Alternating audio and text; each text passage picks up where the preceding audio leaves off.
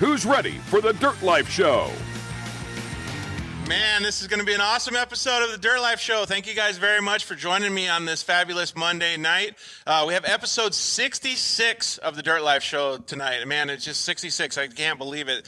I'm Georgie Hamill. I'm your guys' host for tonight. So again, thank you guys very much for joining us. Tonight's show, we are live from Southern California with legendary off-road racer, all-around good, humble guy. His son actually rides a Razor now, drives a Razor off-road as well, but just came back from second place at the Baja 1000. Many accomplishments, as you can see on the tables here in front of us if you're watching the video. We got Rob MacCachren joining us. How's it going, Rob? What's happening, George? Glad to be on the show. Yeah, thank you very much, man. And thank you for inviting us into this awesome shop that you guys got here. Yeah, we spoke a few times recently, and I see you around. I check out your show once in a while, and happy to have you guys here and talk about racing. Yeah, and it's been good to talk with you. We got to go eat a hamburger and have a little bit of fun, but it's really cool to understand, like, the mentality of all of us racers. Like, it's all the same, right? Whether you've been racing for a very short time like your son has, or whether you've been racing for a long time like yourself. Like, all of these guys think the same. They have the same mindset. They just want to go out there and win a life, right? Absolutely. I guess for me, started racing off-road when I was 16, and my dad raced when I was in my single-digit age. And when I got involved, I fell in love with it. And once you get hooked, you're all about it, wanting to work hard and wanting to win, and it's like an addiction. It totally is, right? And that happens with pretty much everybody, 2 wheels, 4 wheels, anybody that lives their dirt life. So before we get started on our conversation, man, because we got a lot to talk about, it's going to be awesome tonight. I'd like to invite everybody to join us. You guys can always visit us on our live shows on Facebook and YouTube at any time, 6 o'clock Monday nights, and come hang out with us. Comment in if you got any questions for Rob, you got any questions for myself, you got any even questions about what's going on with racing in general in the new 2021 season. It'd be cool to have you guys join in. We want to know what you guys have been up to, if you guys have been doing any racing yourselves. And you can always catch us in the archives on iTunes. You can catch us on Spotify, all of the different podcast networks, and always on YouTube and at thedirtlifeshow.com. If you guys are more into Instagram, then go to @TheDirtLifeShow, and you can always follow @21RobMac as well, and go see all of his good stuff. He's got a bunch of cool content up there, man, and you can see back behind us over here, he's got pictures of his trophy truck online as well. But this thing is still fresh off the track in Baja, man. It's pretty cool to see, I tell you what, man. So before we get into the conversation with Rob, we want to thank all of our sponsors. We want to thank Shock Therapy for coming on board. They've been a huge sponsor of the show ever since the beginning. So thank you very much, Justin, and the whole team over at Shock Therapy. We have a really cool show coming up live at Shock Therapy with a guy that you actually know, Todd LeDuc. Yep. So Todd's going to talk about monster truck racing and all kinds of fun stuff, and that'll be in 2 weeks over there at Shock Therapy. So you can use the code DIRTLIFE at shocktherapist.com, or you can give them a buzz anytime and go save yourself a whole bunch of money. Tell them the Dirt Life sent you. Milo and JT and everybody up at the front of the shop is willing to help you guys out. Thank you very much to the guys at Solderweld. Thank you to the guys at CryoHeat. The guys at CryoHeat that do all the metal treatments, man, they do such a good job. They can do your CV joints. They can build Pro Mod transmissions for Polaris Razors with a whole bunch of less rolling resistance and a ton of other cool stuff. So give Josh over at CryoHeat a call, and he can help make your car go faster, that's for sure. And thank you very much to the guys over at Wheel Pros, KMC, and EFX Tires. Rob obviously has a couple different sponsors that we'll be talking about tonight, but thank you very much, Ryan and Ryan, over there for supporting the show. We really appreciate those guys. So if you guys ever need anything, feel free to give those guys a call or check out some of the stuff that they have going. We're also doing a KMC Wheels giveaway with the Side-by-Side guys. So go and check out the Side-by-Side guys and on Instagram and enter to win some of those fantastic products that they have to fit your UTV. And man, thank you very much to all of you guys for joining us and having a good time with us. So man, I don't even know where to start with the questions, dude, but let's we'll Tarantino this a little bit. We'll start by talking about last weekend you had a pretty big weekend. You went to the Works races to support your son, but before that you were in Baja racing. Yeah, we it's been a blur really last 3 weeks. Went down to the Baja 1000 about 7-8 days before the race, spent the whole time down there pre-running. We had a plan to do 2 drivers. Josh Daniels drove with me. The plan was for me to go to mile 422, have him get in, do about 320 miles, then me to get in and go to the finish. Pre-running went great. Obviously, score is always up in the game, making the track tough. And especially in these crazy times, man. Yeah, absolutely. And we had a hard time finding people to go down. Luckily, I have a group of pit people called the Baja Fools. Baja Fools? Yeah, the Baja Fools. I didn't know that. Well, they've been around a long time, and they pitted back in the Cowie days. They pitted with Ivan, Stewart, PPI. They pitted with Riviera, Herbst. And for about the last, since 2013, they've been pitting with us. They're a group of anywhere between 50 and 70 people strong. And with really? COVID, some of them, they have jobs and they couldn't get away. And ultimately, we were probably about 50% a crew that we would normally have, let alone chase crews and fuel guys. So, the logistics and everything with 1,000 was very tough and very nerve-wracking. For me, it was good to get out of Vegas, my hometown, get down to Baja and put all that away and get down and enjoy the weather and pre-running. And again, like I was starting to say there, Score put an incredible course on, 900 miles, some of the tightest, twistiest stuff we've ever had. Yep. We speculated a 50-mile-an-hour average, which would have put us at 18 hours for the win, and ultimately it took over 19 hours for Luke to get that done. So, I think Roger Norman's Score, they keep trying to up the game and make it more difficult, but we did that, finished about 5:30 in the morning. Well, before you talk about your next thing, so during that race, did you guys have to adjust the plan during that race to kind of, I don't know, meet the track's needs? Yeah, you're always adapting, and that's one of the big keys to success in racing in Baja is always being able to prepare, but prepare for what you'd never think would happen. Right. And luckily the experience that I've had down in Baja, and then most of the people that I have that are going with me, they're veterans of being down there. So whenever something throws you for a loop, you're prepared and for it, and can adapt and adjust to it. So we, fortunately, I have a lot of good guys on the team, and whenever something happens like that, which it typically always does, we're able to adapt and conquer it and move on. Well, you were saying that there was a couple funny stories that happened during the race, like the pit strategy. You guys had to adjust that. You couldn't stop at one of the stops, so you had to adjust and meet the truck at another stop, and all of those things are so phenomenal in my mind. I've never done a big race like that, so short course and stuff is completely different. But when I think about how you have to, well, you said 70 people, but you have to adjust a whole crew of people just to fit in that little, I don't know what you want to call it, a mistake or adjustment. It's phenomenal how fast people react and how good your team has to be. Yeah, luckily, again, like I was saying, is I've been doing it a long time, and I got a lot of people who've been doing it a long time. So, when ultimately months before, or even I say, preparing for the Baja 1000 starts the year before. Yep. You're at the Baja 1000, you're already preparing for the next year. And as it gets closer to the race, Score releases a map, and you get to see where the course is supposedly going. And ultimately, there's track changes as we get closer. And, I put a pit plan together before I go down to Baja. And then when I'm down there, I'm adjusting it, changing it around. And, this race, it was, I thought I knew where I was going to have my fuel pits and stuff. But when I went down there pre-run, I adjusted, moved people around. And, we had a scenario. We had 5 pits, fuel pits, and pit 1 guys, there's about 15 in pit 1. They were actually moving after I went through at mile 155. They moved over to mile 300, so they pitted me twice. Right. And then we went over the pass through El Coyote, Melling Ranch area, came down to Valley to Trinidad, got to Mike's Road about mile 442. We needed help, so BFG allowed us to pit within their pit area in their semi, which allowed us to use their lights, their pit setup, and stuff like that. We used my guys.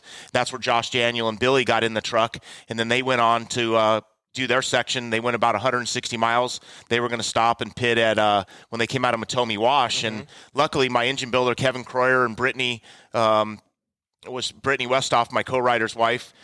They were chasing, and they ended up going. Not many people thought about this, but we started and we went down the Pacific side, and then the race course went over the mountains inland and then down through San Felipe. But Kevin and I talked about what if they chased and they went down through El Rosario and all the way down south towards La Paz, basically, and took at Chapala. They came up through Cocos, and they went to pit 4, excuse me.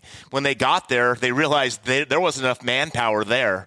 And they needed to figure out what they're going to do. They only had 4 guys there to do the fueling and everything on the truck. So at that time, they got they had no cell service. They went north up towards San Felipe till they could get cell service, and ended up calling us and said, hey, we have a problem. So we adapted, started calling people. I had an airplane up in the morning with the Venable boys, Jason and Michael Venable. They flew during the daylight hours, but they landed in San Felipe and then went to the motel. Well, when we found out we needed people, I sent one of my chase trucks through San Felipe, pick up Jason and Michael at the hotel, and then haul butt south. And luckily, everything happened, and we got about 7 or 8 more people commandeered to get to that pit to make it happen. So that's something was totally unprepared for.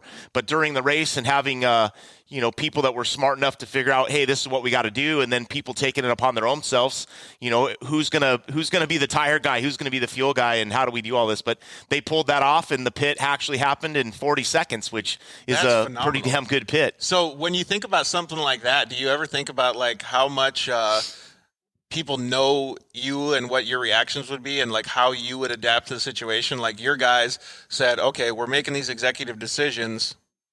We're going to go do this because that's what Rob would do, and he'll just follow the plan. Yeah, well, a lot of people, they know. I always tell pretty much everyone that's on the team or associated with me, let it be me that makes the decision. Right.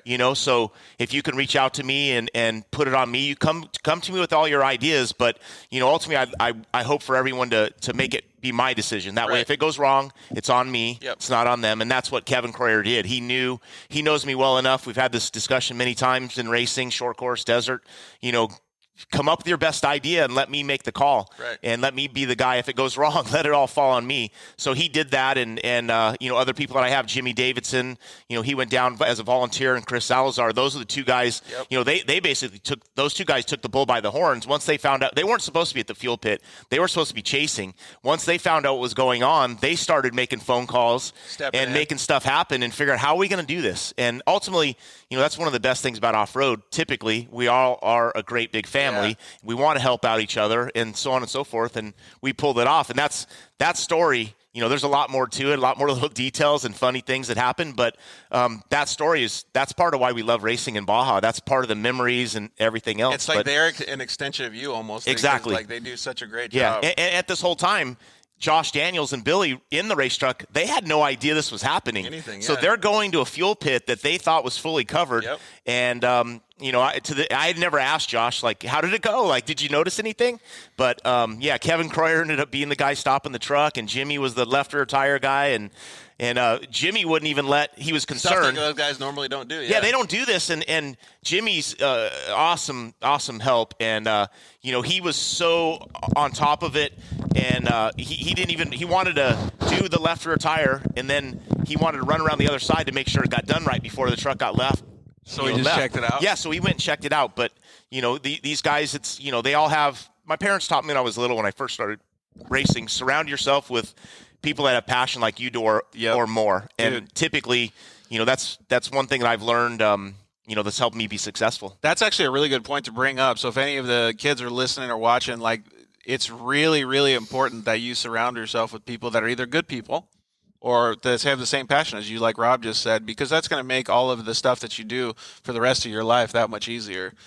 We actually had a comment come in that's Mike Gilson said, does Rob think short course races should be longer?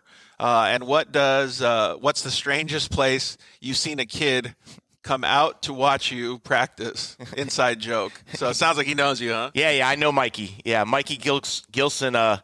We named him the Child of the Corn. And really? The reason why that is, we were I believe it was...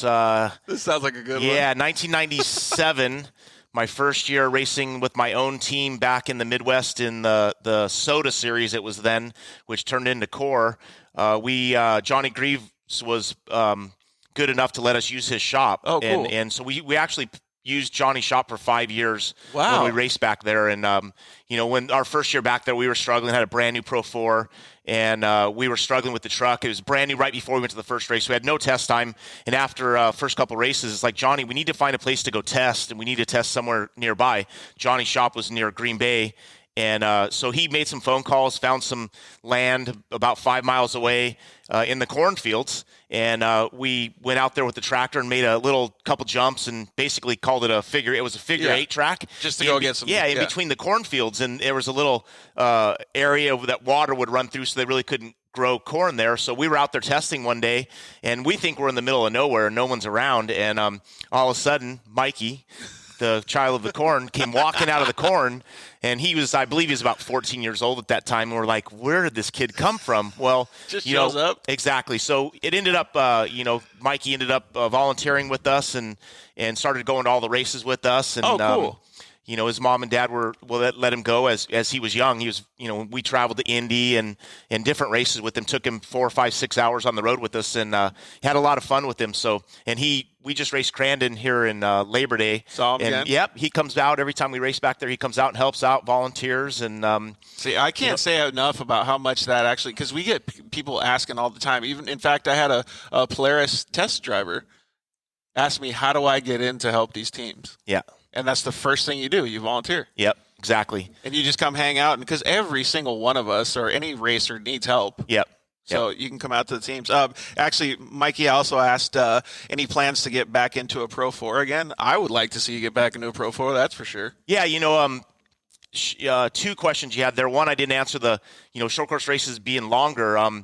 They're pretty darn intense. And then also, the wear and tear on the trucks is pretty amazing, actually. So when we race Pro 2, for instance, and some of the tracks out on the West Coast, how rough they are, we end up having to change a ring and pinion after, practice and then race it once, 15, 16 laps. So like that, we have to put a new ring and pinion in there.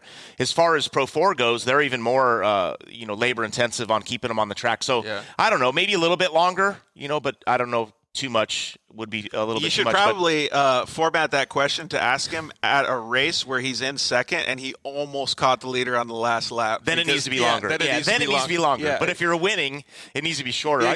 When you're winning, the race seems really long. Yeah. And when you're losing, it seems really quick. So, and Pro 4, I love racing Pro 4. Those trucks are badass. Some of the incredible things you can do with them. And, one of the biggest things, the most fascinating thing to me was when you'd actually, I call it backing it into the corner. Yeah. All-wheel drive truck doesn't like to turn very well. Yep. So you need to really throw them hard to get them turned, over-rotate them, and then stand on the gas. Yep. So they're definitely fun, and, I'd love to do that again. Short course in the Midwest looks like it's doing really good with the Core Series back there happening. The West Coast, it's at a crossroads here with Lucas Oil, pulling out. So that's very concerning. And I really feel for the young kids.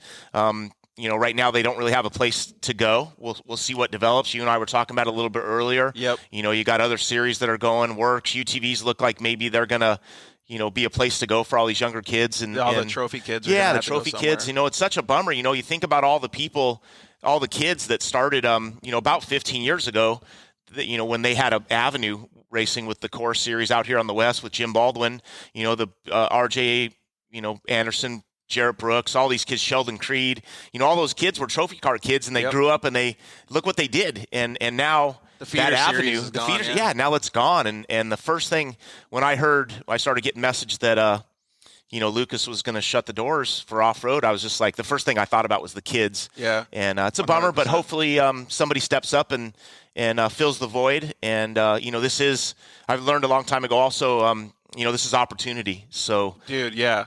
So hopefully, I think a lot of these kids will go into UTVs and stuff. As we talk about this short course stuff, we actually have another camera angle in Rob's shop here.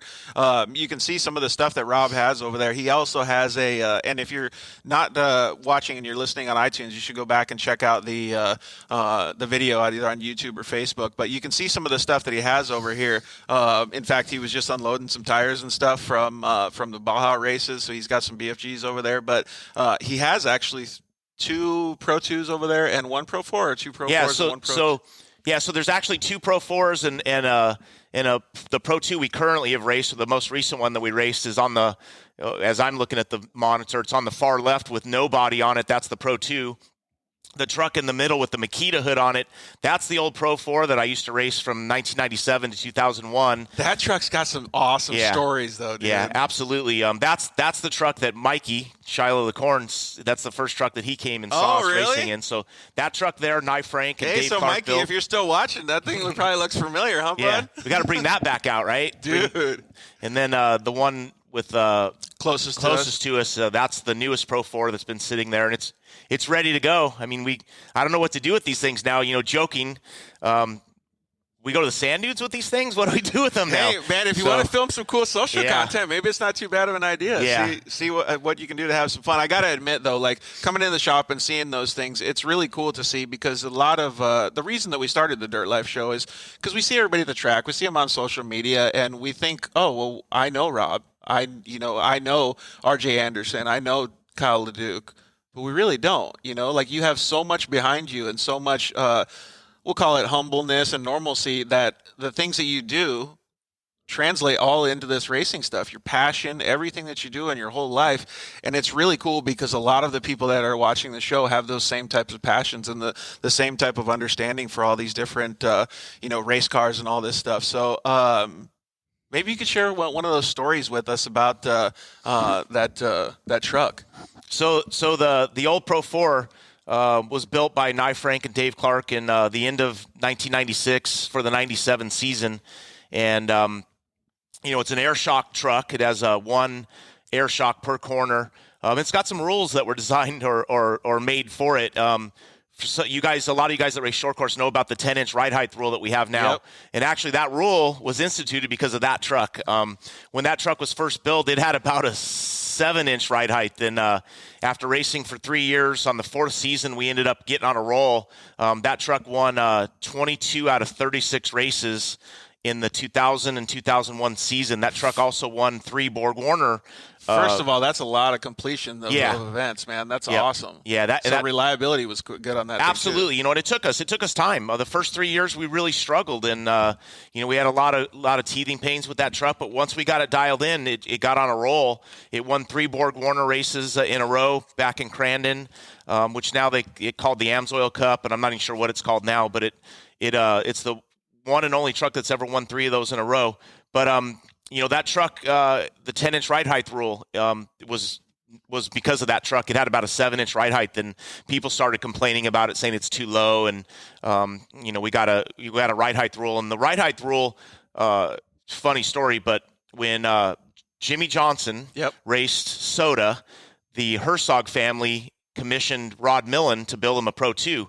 And when they built the Pro 2, there was a track width that had to be 92 inches wide in the front, the outside of the tire, no wider than 92 inches. Well, out here on the West Coast, to get around that, you ended up putting a lot of negative camber in the front because of the way that they would measure? Exactly, because they measure at the center line of the spindle. So at the center line of the spindle, you couldn't be any wider than 92. So when that truck got built, they took it back east, and the first time out at, I believe, Lake Geneva, the people back there in Soda Tech said this truck's illegal. So they said, well, wow, to fix this thing brand new, it's going to cost a lot of money. We're back here for the summer months, and we're not planning on, sending this thing back to fix it. So they ended up jacking the truck up to 10 inches to get that camber to go away. Yeah. So it measured legal. So it might be a little hard for some of the people to see, but if you have a big screen, you might be able to see how those tires really have a lot of negative camber. Yeah. So when that rule was instituted in, I think, 96, 10-inch ride height rule, but it was a way to clarify the way it was stated. It said track width will be measured at a 10-inch ride height. That's because they jacked Jimmy's truck up to 10 inches, and it was legal. So all the way until 2000, it was just a way to measure track width. Well, in 2000, it somehow became a ride height rule. Yep. So my truck was not legal. It had already raced in 97, 98, 99, and it's part of 2000, and now we have a ride height rule. So chalk one up to one of the rules that was instituted because of something that I was associated with. But that's pretty cool, though. You got to think, and I'm sure there's many other rules that kind of follow that same suit. But UTVs had those same rules come up over the past 4 or 5 years, and all kinds of different stuff. But I guess you could say you're trying to level out the competition, but we have this conversation with 90% of the racers that we talk with on the show is a rule book is made to be, how do you say it? studied. To be studied, yeah. To Figure it out. To be beaten, Yeah. or whatever you say. Because a lot of the races can be won by a good rule book adjustment. Yeah. However you're following the rules. So it's pretty cool to see that, and to see that truck have so much success behind the wheels of a great driver like you is rad that the rules came behind it. Like, you got to feel a little bit good about that. And, I mean. No, it is. It is. And I appreciate it. I've associated my people with myself with a lot of people that are pretty innovative, and they're always trying to figure out a better way. And Nye Frank and Dave Clark were people that always tried to do something with their hands in their mind to make stuff better. They never really had a ton of money behind them to just do anything. So Nye and Dave would have to use their brains to figure out how to beat people. And I like that too. And I study the rule book and I read the rule book and try to figure out ways to do what you can do. And we weren't anywhere near the level of you guys because we were just racing little UTVs. But I had to have read that UTV rule book probably, I don't know, at least 200 times trying to figure out better stuff. And it makes you lay awake at night. You're like, man, how can I go faster? What can I do? We had Mikey Gilson commented back in since we were talking about him. Yeah, I missed that truck. I wish I could drive it. Can I come visit? Come out. We got some work for you to do here. The truck needs to be cleaned up after the 1,000. Yeah, come exactly. on out. We had a bunch of comments on Facebook, but Parker James, one of the best in the desert guys, asked if there was any 2021 best in the desert plans. Right now, my sponsors have pretty much aligned with me. We're doing desert racing. We don't know if we'll do any short course racing in 2021. We love going to Crandon. Probably doing score stuff. Maybe best in desert here and there. Just really haven't laid everything right now. Just getting off the 1,000 and trying to figure out what we're doing next year. This has been, as you all know, a crazy year. Yeah. And it's really even difficult to figure out what we're doing next year. I do think it's cool that you have the opportunity to be able to figure it out and kind of adjust. I've talked with a bunch of people before, including yourself, about pivoting, I guess you could say, in the racing scene or whatever you want to do to make things go better for your program. And you had even said this yourself. It's an opportunistic time. Yeah. I think that's a really, really true statement, because if you position yourself properly, you have a phenomenal, lead or edge on everybody. Yeah, you gotta, you gotta adapt, right? And through all my years of racing, there's always been curveballs thrown at us, and different series changing, schedules changing, sponsors changing, and you always have to be ready to adapt. And really, this has been the most difficult time to figure out how to adapt, though. It really is. It has been this whole year. For me and my team, just figuring out what we're racing. You have a plan, then the dates get postponed, then they get canceled, and so on and so forth. And, we ended up doing some different things. We weren't going to race Crandon. We weren't going to race Vegas to Reno this year. And we ended up going to both those, and we just had to adapt. And it's the same looking forward. Basically, maybe you were headed this direction the last 5 years or whatever it is. And now the direction, I think, is going to change a little bit. So, I got a pretty good idea what we're doing next year. I got some sponsor calls here to make in the next few days and talk to them and just try to feel everything out and see what is the best thing for us.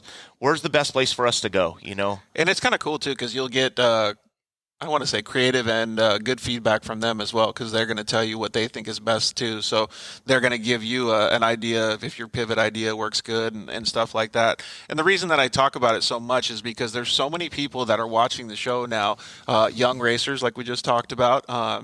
I know one guy that was telling me about it. His name is Ryan Prosser. He's a new UTV guy. He races Works. And he was talking to me about it at dinner at the last Works races. And he was saying, I don't know what we're going to do. We're going to do this. And it's cool for them to be able to hear what a professional like yourself is going to be doing for 2021, because it'll give them motivation to understand that it's not going to be the same, but they can adjust and still achieve their goals. No, absolutely.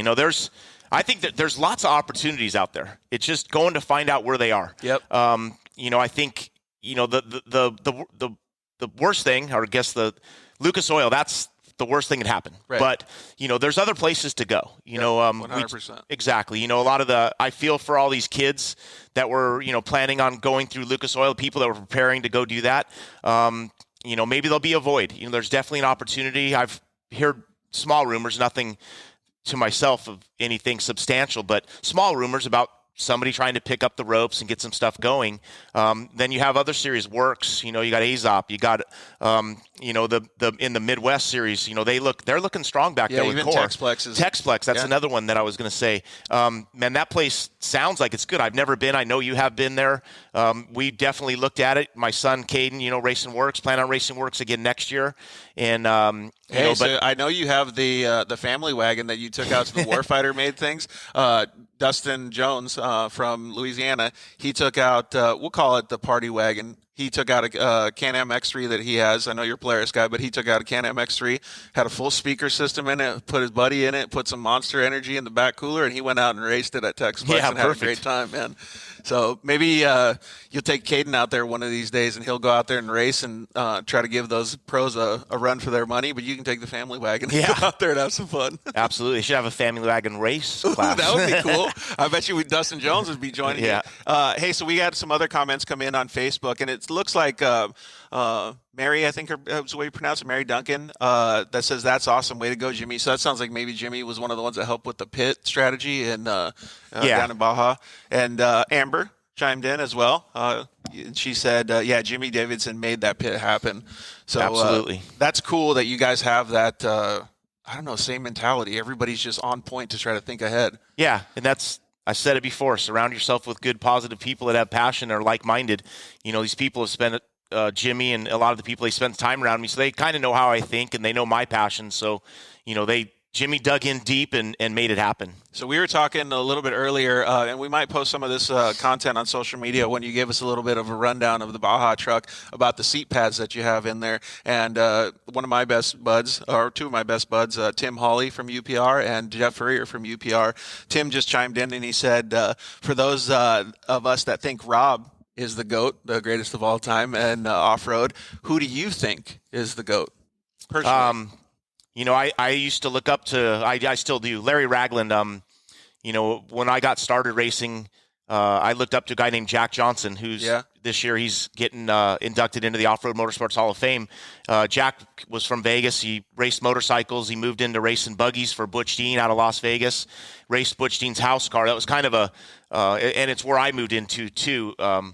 And before me was Jack Johnson. Before Jack Johnson was Rolf Tivlin, another moto guy. So, Jack's someone that I looked up to. He taught me a lot about off-road racing, taught me how to read the desert.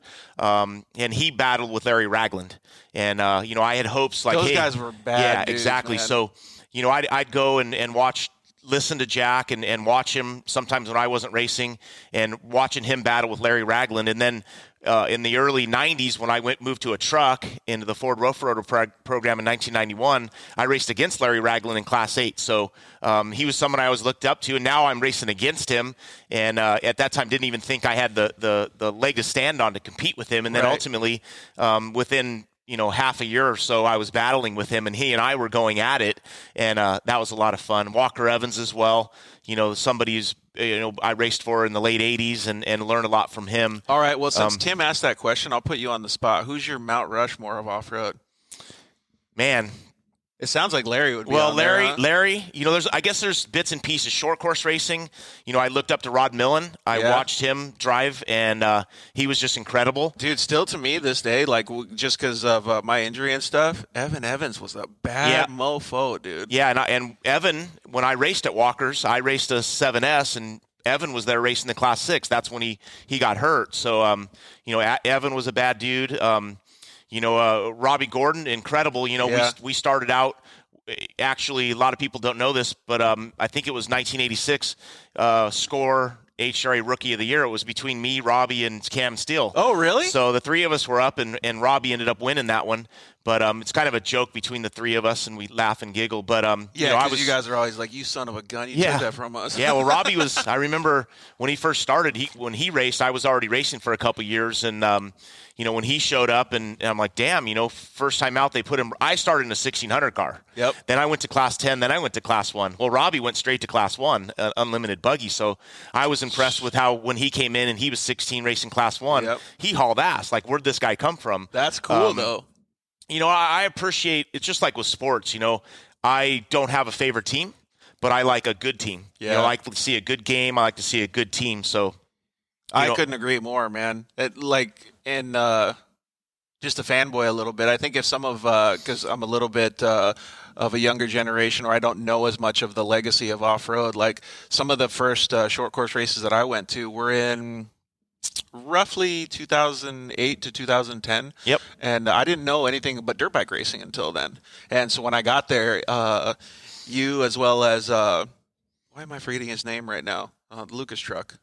Carl. Yeah, Carl. Yeah. Yep. And so Renazetter, you, and I think Wardy was racing at the time. Yeah. So like those were my Mount Rushmore to look after. You know what I mean? Like your guys' names, because I didn't know that UTVs were going to start racing and stuff like that. And Casey Curry gave me the opportunity to test drive in his Pro Light, and then I just got hooked from there, man. And so like when I talk about the Mount Rushmore stuff and seeing you guys all dicing on the track, especially in Pro 4s at the time, was like phenomenal for me to look at. It was like a kid in a candy store, you know? Yeah. It was pretty cool. So Abraham, I don't know how to say his last name, Goulart, asked Rob, I would be more than happy to help volunteer on any of your Baja races. This last year, I saw you go through race mile 505 at Morelia Junction. Yeah, Morelia Junction. Yep. Yeah, and Morelia Junction. I stayed at the hotel where you normally stay at the San Felipe 250, and they told me your chase guys had just left. Man, you just missed them, dude. Yeah. Yeah, we could have used your help down there because we were missing people. Yeah, you've just been right there, right? Jacob Imperial says Pro 4 out in Glamis would be pretty sick. Yeah. You see any of those social media videos where those guys were hucking their UTVs at the swing set? Yeah, absolutely. Yeah, and it made me think I should have a short course truck out there. Yeah, just go absolutely. Big. That's probably what these short course trucks are for now, is Glamis. They're not Pro 4s anymore. They're Glamis trucks. and John commented in and said, "You work in the area, not in the rule book, just like NASCAR." Yeah. Yep. Well, that is, and Brian Forrester commented in and says, "Serious talent." What's up, Brian? He's a good friend of mine too. So, Brian Hawkins commented in as well. Man, we're getting a lot of comments coming in already today. This episode, he's like a kid in a candy store watching all this stuff. So I don't know when you logged on, Brian, but we'll just give you a little sneak peek of the Pro 4 and Pro 2 and the short course trucks over there. We got the Baja truck sitting right behind us, or the trophy truck sitting right behind us. But he's got some pretty cool stuff in the shop, man. So we're lucky to be here, and we're lucky that Rob invited us over to hang out for the night. So going back to what we were talking about Works Racing and what you did over, last weekend. You got done racing the Baja. You placed second, so congratulations to you and your team. That's awesome. These aren't the trophies from that race, but these are some of the most memorable trophies that you have, right? Yeah, absolutely. Lachero preps his truck here, and back behind the truck, he's got a little area with all his favorite trophies, and there's the 2014, 15, and 16 Baja 1000 overall trophies, and this is one of those. And he's got the Mint 400 stuff back there and a few other things. This thing's pretty cool. You guys can't see it, but this sucker is so heavy, man. It's like solid metal, man. It's super, super cool. What a cool trophy to have, though. Yep. And it was the 48th, so that's 3 years ago? Yeah, I think so. 4 years ago? Yeah. That was probably, it's either 14, 15, or 16. So we haven't got one since. We've got a couple seconds since then, and we'd love to get, there's no feeling for me in all of my racing, the feeling that you get when you win the Baja 1000 overall is something like nothing else that happens. And we were close this year, about 11 minutes down to Luke at the finish line, but, still. Were there times during the event when you thought either you really had the chance to go through it, or you thought like, God, we just got to keep catching up. We got to keep catching up, because there's those races, right, that you're like, I'm on fire. I got this, like no problem. And then there's those other races you're like we just talked about, like I need a little bit more time. Like I'm inching up. Like what did you feel like during this last race? Yeah, so this year's race we started 6th. Right. I felt we had a great starting position, and we kind of got held up. The first 155 miles, we lost about 4 to 5 minutes to the lead 4 guys. But that's okay. It's still a 900-mile race. I knew it was going to be difficult. Plenty of time. It's okay. And we got clear of the guy 5th on the road and started trying to catch back up, and ended up having a slow leaker. Didn't lose any positions. Changed a tire in a little over a minute, which was really good. Didn't lose any position. Then just started trying to work our way up. And right before our second pit, mile 300, we started getting dust again, started catching some dust. And about that time, from mile 300 over through Melling Ranch, El Coyote, and down over to Trinidad, the sun went down, and now we were in heavy dust, and that was the number 70 truck. And then in front of him was the 19 truck, and I just felt we were going way too slow. Like, this is not good. Dust was hanging really, really bad, and kept seeing the lights every time it was very mountainous in there, and you could see the trucks every once in a while. I could tell there was two of them, and I'm just like, we need to be going faster, because I didn't feel good about this. And by the time we got to the other side and I got out of the truck at mile 422, we were almost 15 minutes down now to the first truck on the road, and about 12 minutes down to the third truck on the road. And we were fourth on the road now, because both those trucks that were in front of me, the 70 and 19, had small problems, and it enabled us to get by them. But we were down 15 minutes about when Josh got in, and then he hauled butt, had no problems on the whole San Felipe loop. Gave me the truck back at mile 740, and basically had a run as hard as we could to the finish. But there's a lot of technical stuff in there. Corridor Molina, tight uphill canyon, very, very rocky. So I was trying to push in there, but I go, man, if I have a flat, that's going to drop me back. Yeah, so it's too risky, right? Right. We tried to be patient, get up through there, and just try to keep making time. And when we got to about 80 miles, K77, 80 miles from the finish, we gained a little bit of time, but not enough. So we really went for it then. But at the same time, knowing after the race, Alan Ampudia had got back in the truck there, and he wanted to win. And Luke had him by some amount of time. So Aaron went balls to the walls trying to catch up, because it was win or nothing. I did the same thing, and Luke figured, in hindsight, him telling me at the finish line, Luke thought the same thing. He said, I got to go because I know these guys are coming. Yeah. So Luke told me from K77 to Ojos, that 40 miles in there, he drove like he was qualifying. Just full wood. Yeah, he was wooding it. So in that section, Ampudia ended up crashing, ripping the front bumper off and oil coolers and stuff like that. So we were able to get in front of him, which gave us second place. And at the line, we lost by about 11 minutes. And and I remember we actually interviewed Alan on the show a while back, and he told me, he's like, these new desert race, the latest desert racing years, it's like win or die trying kind of thing. Yeah. Like it's seconds or minutes. Like it's so close that you almost don't have the opportunity to slow down. Like you're saying, you just have to go full tilt. Ever since we started qualifying for the races, and now the fastest guys are starting in the front, the pace elevated 10 or 15% just because of that. So when we first started qualifying, and let's just say that first race, I don't know where I qualified, not first, okay? Yeah. And I'm back somewhere, and the race starts. We go 30 miles, 50 miles, and I'm hauling ass, and I'm losing time. And I say to myself, and I want to tell everyone, slow down. Yeah. We're going too fast. This isn't good. Break, yeah. We're not going to make it. But, some of the younger guys, the new guys that came on board, they didn't have the history that I did when I had to deal with, you got to save your brakes. You got to save the transmission. You got to save the tires. Yep. In these new times, the technology and the equipment has become so much more reliable that you can actually push them hard. So, and as time goes, it keeps getting better and better and better. BFG keeps making a better and better tire, and they go 200 miles. I remember in early 90s Class 8 days, you had to take care of your tires. You could make them bald in 30 miles on the crossover road. We were actually talking about this a little bit before the show too, because you showed us actually. I think you showed us some of the tires that are over there by the short course trucks. That these are BFG 40-inch tires, and they're so lightweight. It's crazy. But you said they're building them lighter. Well, I guess lighter, stronger, faster. It's a kind of a cliche, but it really is. No, it's true. And I asked, how are you building a tire lighter that makes more grip and yet it's stronger?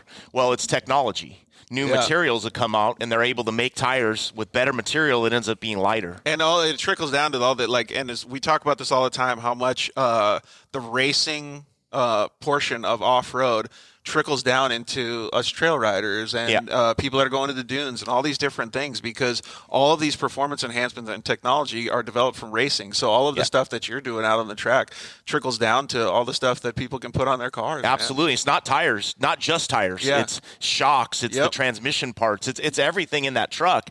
Wheels. Do you have those electronically controlled shocks on any of your razors?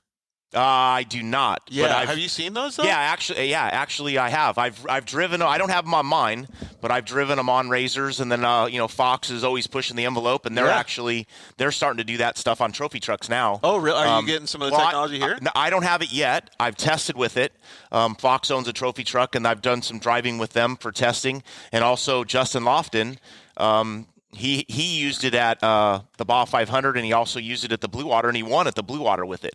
So that technology is being instituted into trophy trucks. That it's stuff that came from the Razor on the Raptor, going in a trophy truck. Now, obviously, a trophy truck has a lot more wheel travel. The shock speeds are a lot faster than especially a Raptor typically, and UTV is not quite as fast, but when you have more moving pieces. Yeah, and stuff, just the wheel travel. 30-something inches of wheel travel, and the shaft speed that's getting there. I'm sure the UTVs are similar, but probably not as great. Especially I don't think they would be anywhere close. But I totally get it. I mean, it's just so cool to see all this technology come trickle down, and UTVs wouldn't be anywhere near what they are today unless stuff like this had trickled down. So we had a couple more comments come in. So really, where do you stop for bathroom breaks during the Baja 1000? Have you ever got this question? Because we get it all the time on the show. We got it for Sarah Price's show too, and she was like, "No, we don't." Well, I wear a catheter, so Sarah doesn't wear anything. No, and I feel for her.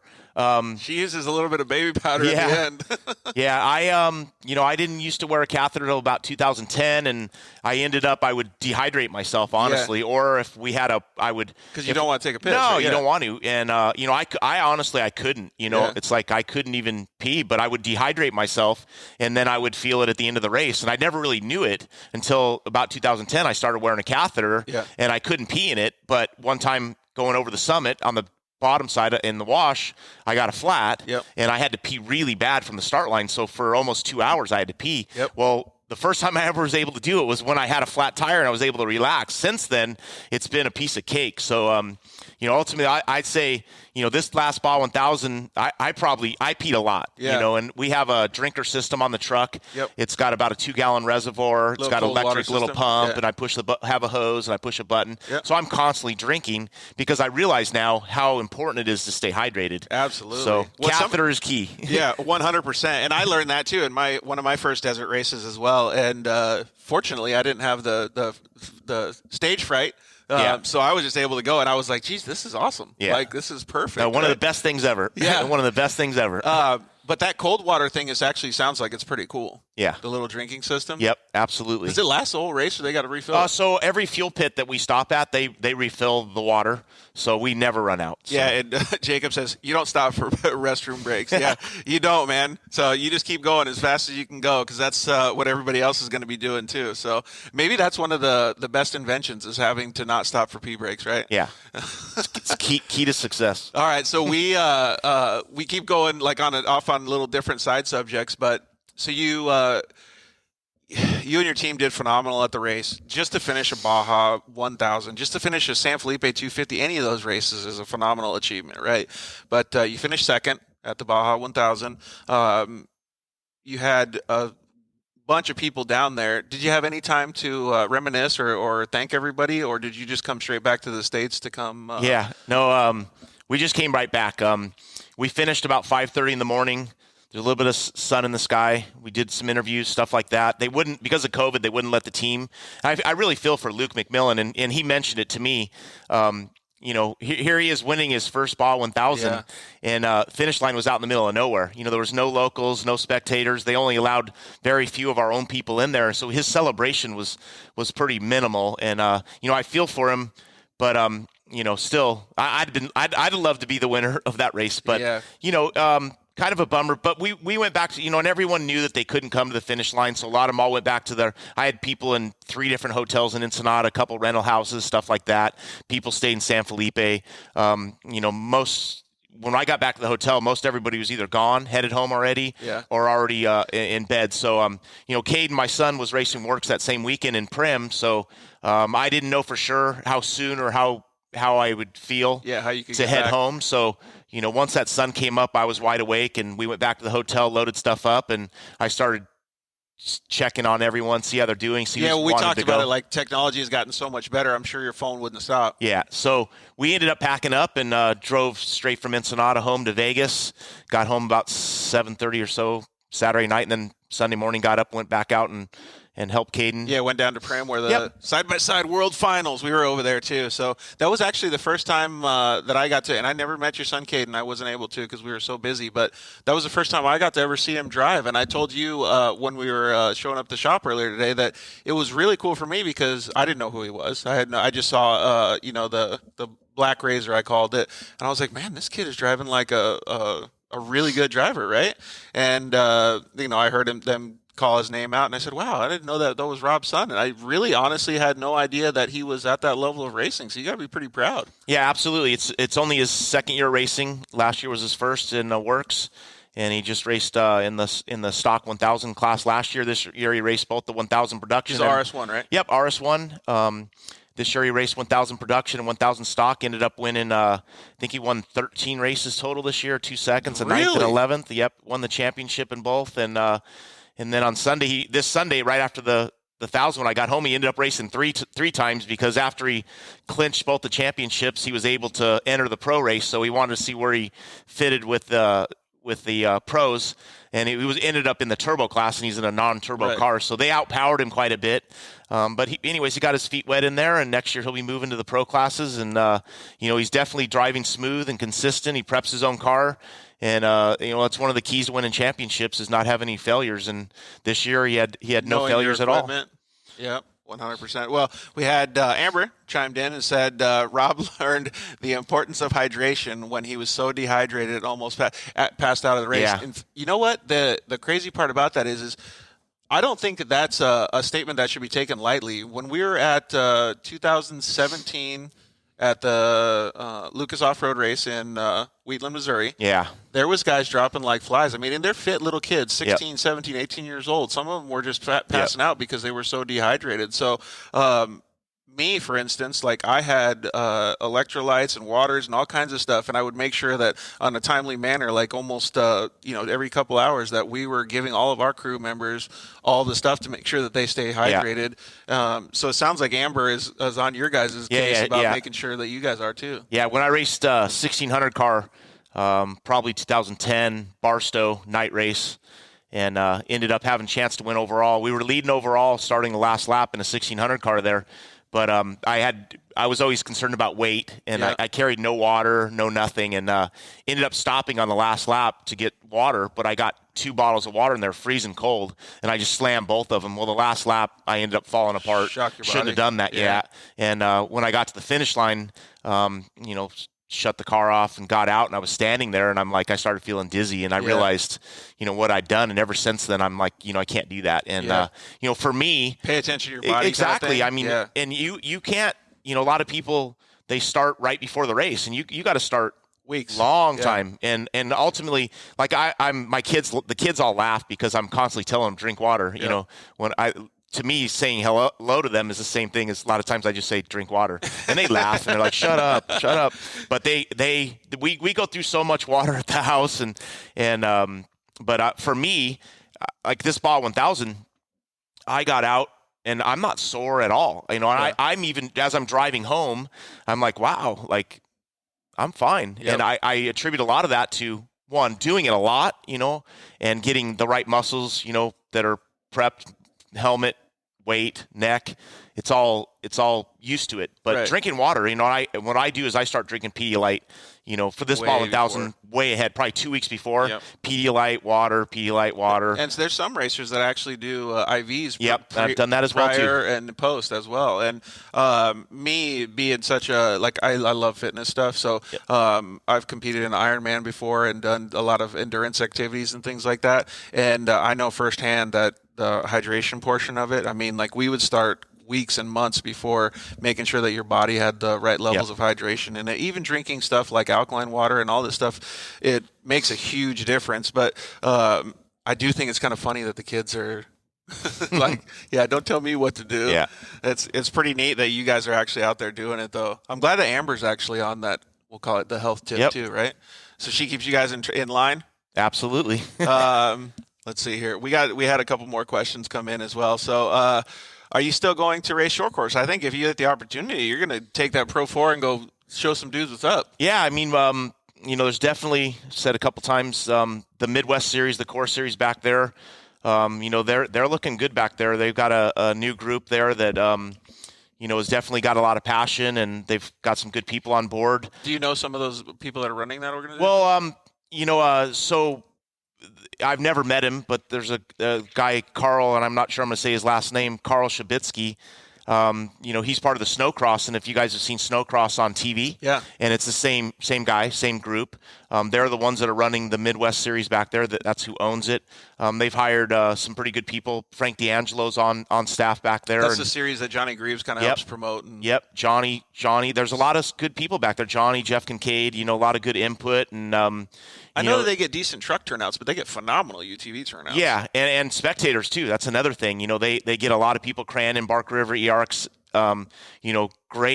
Great spectator fan base back there, and that's why I love going to Crandon so much. Because they're fanatics back there. They know history about the racing. They've been around. It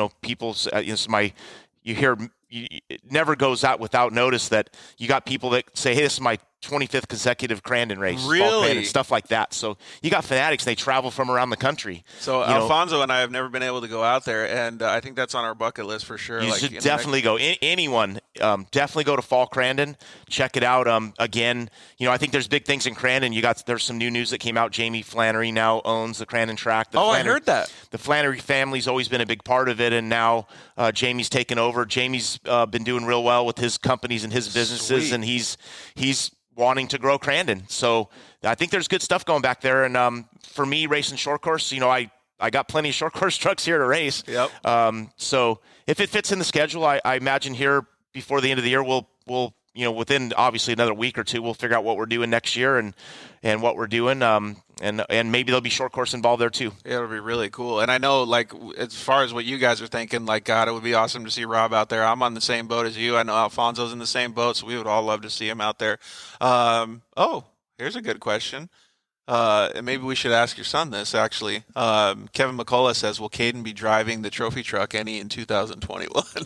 Well, he drove Vegas to Reno. He got the last 90 miles in, and he did pretty good. At this point, did he have any competition that was running him down or anything? Well, yeah, we talked about that a little bit earlier. So about 100 miles from the finish line, I missed a G out, hit it pretty hard, knocked the wind out of me and hurt my back. And, I didn't, it was the bumps were shaking my back and it was hurting. And I'm like, man, I started thinking to myself, what am I going to do? This really hurts. And I'm going slow. And I think Caden can go faster than I'm going. And so I thought all this to myself, and I said to Caden, I go, you ready? You're going to drive. And he goes, I can't drive. And I go, you can go faster than I'm going, so you're driving. And he said, well, who's going to ride? And I said, Lechero, the crew chief. I'll call him, tell him to get ready. He'll get in with you. But I never told anyone at the pit that I was the one getting out. So I think they all thought Caden was getting out and Lechero was going to get in. So when we pulled in and stopped, I got out, Caden got in, Lechero got in, and they took off. About that time, I see the truck going away. I limp over towards the chase truck, and the number 38 Husted truck came through about 30 seconds behind Caden. I'm like, oh no, now somebody's on his butt, and I got to tell him. So I start walking to the truck to radio to him to say, hey, you got a trophy truck on him, and I'm on you. And I decide, nah, he'll be fine. Let it go. He'll figure it out. They got a mirror. So about a minute later, Andy McMillan comes through, and I'm like, oh, shit. Hey, real quick, how old is Caden? So Caden just turned 18. There you go. Okay. So for everybody that's out there. Yeah, about a minute later, Andy came through, and I'm like, oh, shit, now I really need to tell Caden. And I went, and I thought to myself, and I'm like. And Vegas to Reno is not an easy race. No, it's high speed, and the section when he got in, the next 30 miles was high speed, and then after you went through weeks, it got tighter and twistier and very rocky, as everyone knows, coming into the finish. And, as Andy went by, I said, well, I better go tell him. And I go, he'll figure it out. He'll be fine. So I got to the finish line. I'm sitting there waiting. And pretty soon, Caden, a lot of you guys have seen the videos at the finish line of Vegas to Reno. It's a rolling hill, and people send it off that. And as I'm sitting there, and all of a sudden, here comes Caden over the hill, and he kind of sends it. And I'm like, oh, shit, how did he know? Like, he didn't never been here before. And I realized he's watched videos. Yeah. He knows. Social media tells him what to do. He knew Vegas to Reno over the finish line. It's straight. Air it out. So he airs it out, and I'm like, damn, where's Andy? And about a minute later, Andy goes through, and I'm like, Wow. So, anyways, Caden did pretty damn good. I know it was dusty. That's the whole dad thing, right? You want to go in and like, hey, I'll warn my son, and no, I'll let him go. Yeah. Like, yeah. So I don't know. I mean, right now, Caden's moving up to the pro class and works. We don't know what our schedule is. It'd be great if he could ride with me, and we had hoped that he was going to ride with me at the Baja 1000, but he had work scheduled the same weekend, so we wasn't able to do that. So we'd like to get him some more riding time and then more seat time in the Razors. I know he wants to jump right in that trophy truck and I'm sure skip right to the top. So. Yeah, who wouldn't like to jump in a trophy truck, right? But that would be pretty cool, Kevin, to see him drive a trophy truck. When I watched Caden at those races, man, he was really actually wheeling those cars pretty good. Jim Zinn asked, "What's your favorite American food?" American food. Oh, American fast food. He said fast food. So I know Jimbo. This might be a trick question. I'm trying to think. He's is he trying to give you a secret? I don't know. He might try to be reminding me of something. Is this like an inside scoop kind of thing? Maybe. But well, I'll answer this one for myself then. So, Jim, my favorite food is tacos. But if I ultimately have to, I do like Jack in the Box tacos. They're the last on the taco list, but yeah, especially compared to Baja, right? Yeah. Wait, maybe he's saying that because he knows that how good the tacos are down there in Baja. Yeah. So he's trying to get us. Hi, Amber Malloy. Hi, Rob MacCachren. And that came from Jeff Lothringer, I think it's pronounced. Jeff's one of our chase guys. Oh, right on. Yeah, so Jeff did a heck of a job down there. Him and his group, I always call him, we have the Jeff Lothringer group, which he's like the main guy for 3 or 4 chase trucks, and I always work with Jeff, and then he works with the other guys. But Jeff and his 2 other chase trucks, they took care of the Pacific side for us. Oh, cool. And they chased up and down Highway 1, and then Jeff ended up having the lucky task of using San Telmo Road, which goes up to Melling Ranch and El Coyote. Mm-hmm. And if you don't know what San Telmo Road is, it's a very twisty, tight, narrow road that seems like it goes on forever. Very skinny, very, very sketchy, and a lot of stuff. So Jeff ends up getting sent up to the most difficult places with his group. So wait, so when you're doing all these things, I don't know what you want to call it, strategy for the pits and for the chasing,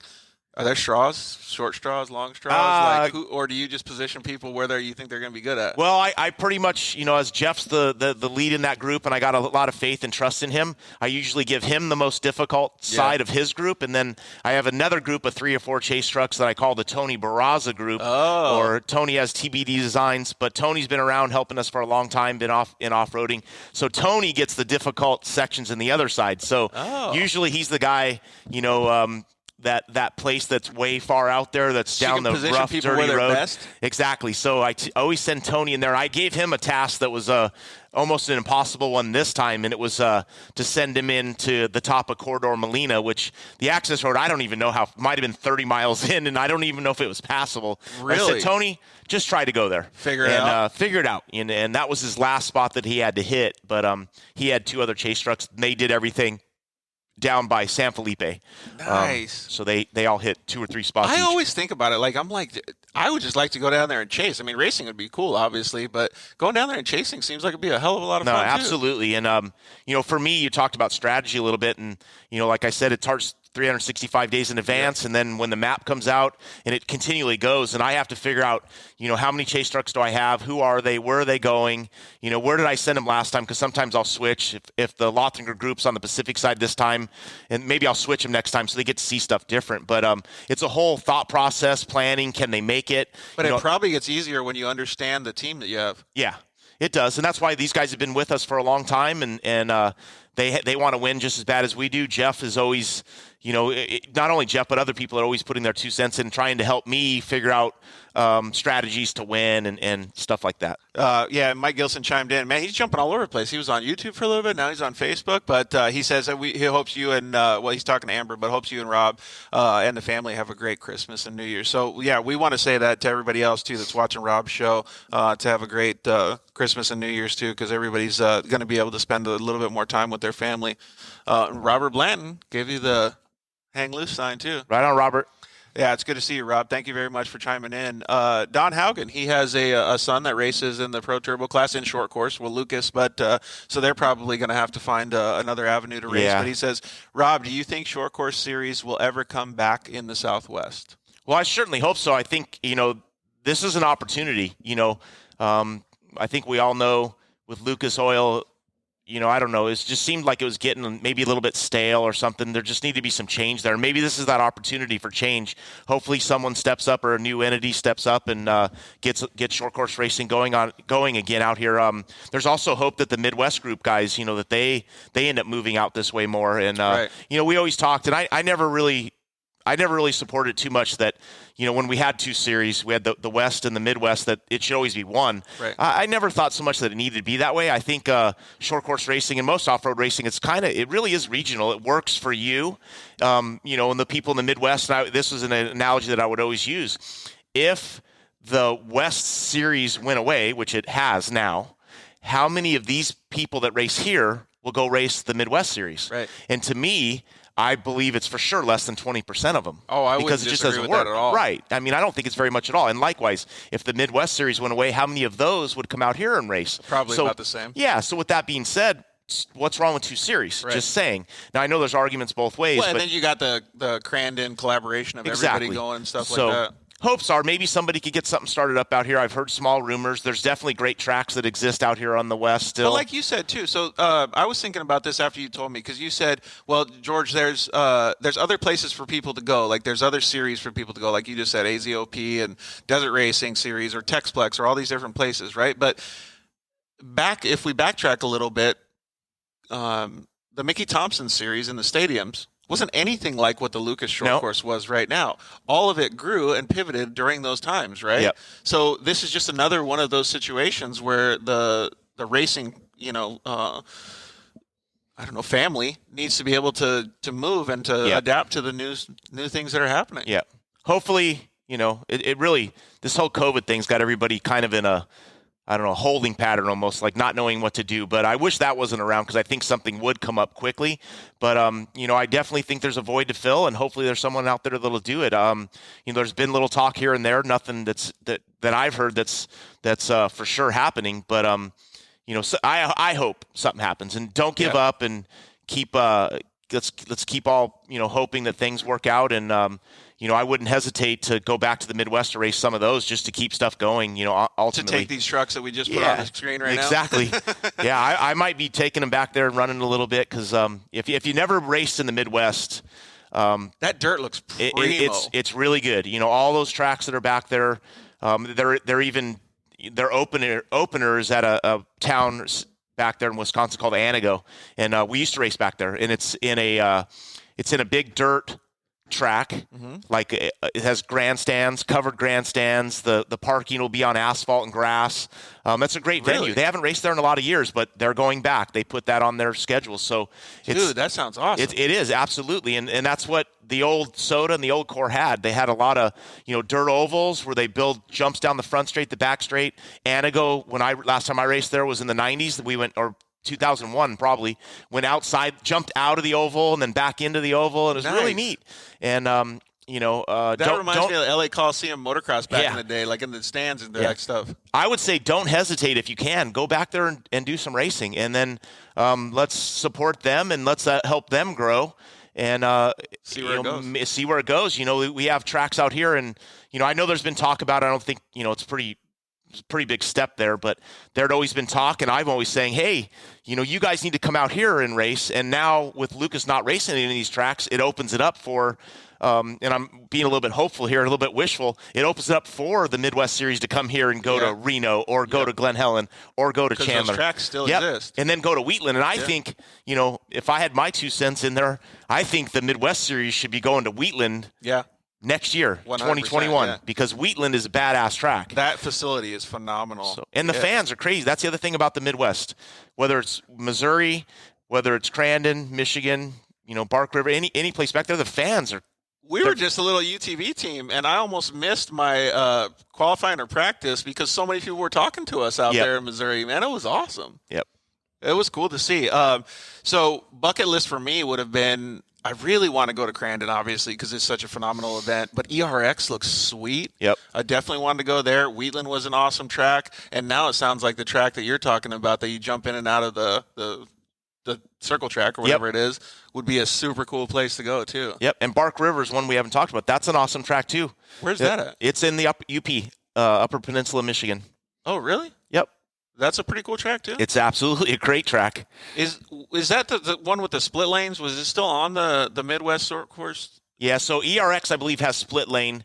Bark River has the mound. There's basically a mound that separates the two halves of the tracks, and the grandstands are on the mound, but the trucks, when they're close to the grandstand, they turn over the mound and they jump kind of sideways. Oh, yeah, and the other way, when they come Yep. back over, they got a jump. You pretty much jump anywhere from 150 to 200 feet. Yep, I remember that. That is Bark River. That track looks cool. All right, so Kevin McCullough chimed in again and said, "What was your favorite or most challenging as a driver short course class you ever raced?" So I'm thinking he's talking about maybe Pro 4, Pro 2, buggies. Yeah. So Pro 4 is pretty challenging, especially in the current state that it is with all the different front differentials, the transmissions, and just the open rules and trying to figure out what type of rear suspension should you have on it and what type of front differential should you have and transmission and stuff like that. So I think Pro 4 was very challenging here. He in the probably last wants you years. to say buggies because Kevin's a buggy driver. So. Yeah, buggies were good. Hey, you told me a story earlier about the buggy stuff, like how it started, and they didn't want you to race the pro buggy class. Yeah, so a lot of people don't know. I never raced a buggy in short course until 2007. I raced trucks in Mickey Thompson and then Soda Core, right? And then in 2001 they made the old Pro 4 that we talked about earlier. They made that truck illegal, so I got out of short course racing in 2001. Hiatus, we'll call it. Yeah, hiatus, and I missed it. I paid attention, I watched, but I was just dabbling, doing desert racing with different people and stuff like that. But about in 2006, I started working with John Cooley on building a Lumacraft pre-runner for me, and as I was visiting him and talking to him on the phone, I'm like, John, you should build one of those super buggies, you should do that. He goes, oh, I don't have time for that, I got too much stuff going. And in talking, he kept saying, well, why do you think I should? I go, because all the cars that are racing super buggy right now, they're older Mickey Thompson cars, and I don't think that's the right car. They need to update them. They need more wheelbase, they need some different stuff. So as time went on, every once in a while he'd say, so should it be A-arm or a beam? And should it be this or should it be that? And one day he called me and he said, hey, next time you're in the neighborhood, come by and check it out. I'm building the super buggy. And I'm like, really? So I went and checked it out, and I talked to my buddy in Vegas, Larry Jobe, and I'm like, hey, and I took pictures, and I said, Larry, check it out. He's building these cars. And I go, I think I'm going to get one.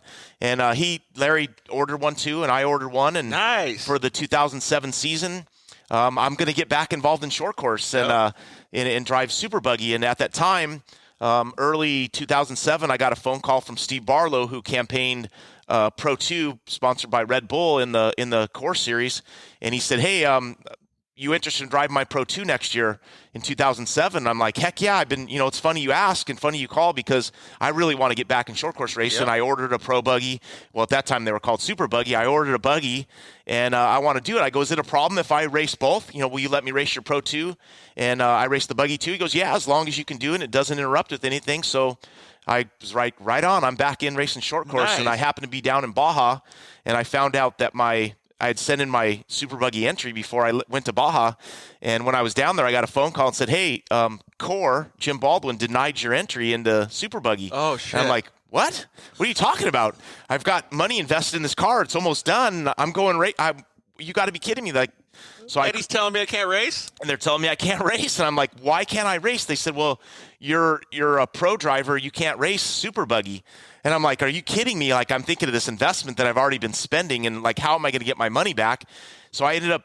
Well, not only that, you want to race it. And I wanted to race. So I ended up calling, trying to get a hold of Jim Baldwin, called his office, said, I need to talk to him. He said, he's busy right now. And I said, no, I'm in Mexico. I want to talk to him right now. So they ended up getting him on the phone. And he told me, he goes like, look, I don't want you racing the buggy class. I want you racing in the Pro 2. And he kept telling me and said, he laughed about the buggy. And you don't want to race a buggy, Rob? And I'm like, no, I do. And he goes, you just park the buggy, sell the buggy, and race Pro 2. And I go, how about this? I go, take me off the Pro 2 list. I'm racing my super buggy. He goes, you don't want to do that. I go, take me off Pro 2. Yeah. Take me off Pro 2. I go, I'm not. He goes, we need you. I go, I'm not doing it. Hung up the phone. A day later, he called back and he goes, I got it figured out. going to change the name to Pro Buggy. So perfect. That's how Super Buggy became Pro Buggy, and from that time on, Lumacraft started building cars. And that's awesome. And started How many selling of these more conversations come up, and you're like, "Shit, man, we've paved a little bit of a way for some of these classes." That's cool. There's a few of them. The Pro 4, the track width rule, the Super Buggy, Pro Buggy thing. There's a couple others. So I feel like those are such cool stories, though. I mean, it gives so much validity to the classes nowadays that race. Yeah. You know what I mean? Like, obviously, Kevin races in that class now, so it's pretty cool for him to see. Hey, guys, we're going to answer a couple more of your comments, and then we're going to take a quick commercial break. So let's see here. So, well, how about this? So this isn't actually a question, but Brian Hawkins said, I bet chasing is much easier in non-COVID times. I don't know. I mean... Chasing, or? Well, yeah. I guess the biggest problem we had is people. I was probably only had maybe 2/3 of the people that we normally have in Baja. Had a lot of them that couldn't get off work or couldn't take the chance. Yeah, they had the stipulations from their employer that wouldn't allow them if they went to Baja, they'd come home, have to quarantine, no pay. There was all kinds of things like that, which is all understandable. So for us, it's definitely for me, a lot of stress going on before figuring out if I had enough people. And then also I didn't feel right, begging people to go, at this time. It's like, you either want to go or not. And I put it out there and I respect your opinion if you don't want to go to Baja. So, chasing ultimately, I think we had a good plan, good time, good people, and a successful race. Everybody came home safe. Nobody was, there was no problems. Nobody that I know of got sick from Baja or anything yet. So maybe chasing isn't more difficult. It's just different. Yeah. Yeah. Different, a little different. Tyrone Robinson said, your body recovers pretty quick, but how long is your body recovery after a Baja 1000? Well, what I can tell you, so after the Baja 1000, I felt great. Then I went to help my son for one day when he raced 3 times on Sunday, and on Monday I was worn out, beat. So he raced 3 times. It's pretty much Does that mean if you had gotten in the seat and raced on that at the Works races, you would have been better off than walking around? Probably. Yeah. I find I do a lot of timing. I'm his spotter. I'm his pit crew guy, and I end up walking from basically. Here's an example. I walked to the spotter stand. Then I walked to the other side so I could time him. And then I walk to the hot pit so if he has a problem, I can be there. And then I walk. So I do that. He basically does 5 laps and I make that big circle. So I need to get a. Hey, so what we need to figure out is some of these guys that said they want to help you in Baja, let's go take them to the Works races and get a little bit more support. I need help in Baja, but my son needs help at Works. So let's get some of you guys to help Rob down in Baja. And then when the kids come, the kids can come help with Caden as well. Okay, so a couple more questions, then we're going to take a commercial break. Jim Zinn said McDonald's was the answer. Yeah. So I've never ate their 3 meals in a row. Never, ever? Well, in Wisconsin, I did. Yeah, I feel like you have to sometimes, right? Traveling just makes you eat so much different stuff. Yeah. And Don Haugen chimed in again, said, "What, George? You've never been to Fall Crandon?" Yeah, unfortunately, I haven't, man, and that is definitely a bucket list. He said it's hands down the best short course race or event in the world to attend. They're going to be running the Midwest, so they're a UTV team, and it sounds like they're going to be running the Midwest Series, Works, and Texplex. So might be sprinkling it around a little bit. I don't know if any of those races are going to overlap, but man, that sounds like they got a good plan. Yeah, that's a good plan. That's a lot of races too. Texplex, I think there's 10 in their series, 1 a month, and then they have that 12-hour race in December. Yeah, that 12-hour race seems like it'd be a kind of a cool race, right? That's a kick. Does Caden ever want to do any of those? He wants to do everything. Yeah, so he was. Yeah, I haven't heard anything just lately, and I didn't realize. I think are they doing a 12-hour race this year too?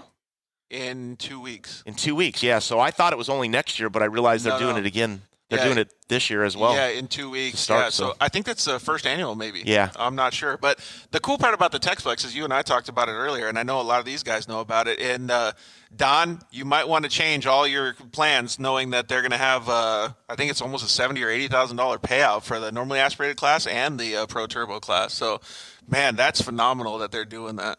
Can my Pro 4 race? Yeah. I'm just joking. We got to dude, you can bring the family wagon. We just talked about this. Go give those Miller boys a run for their money.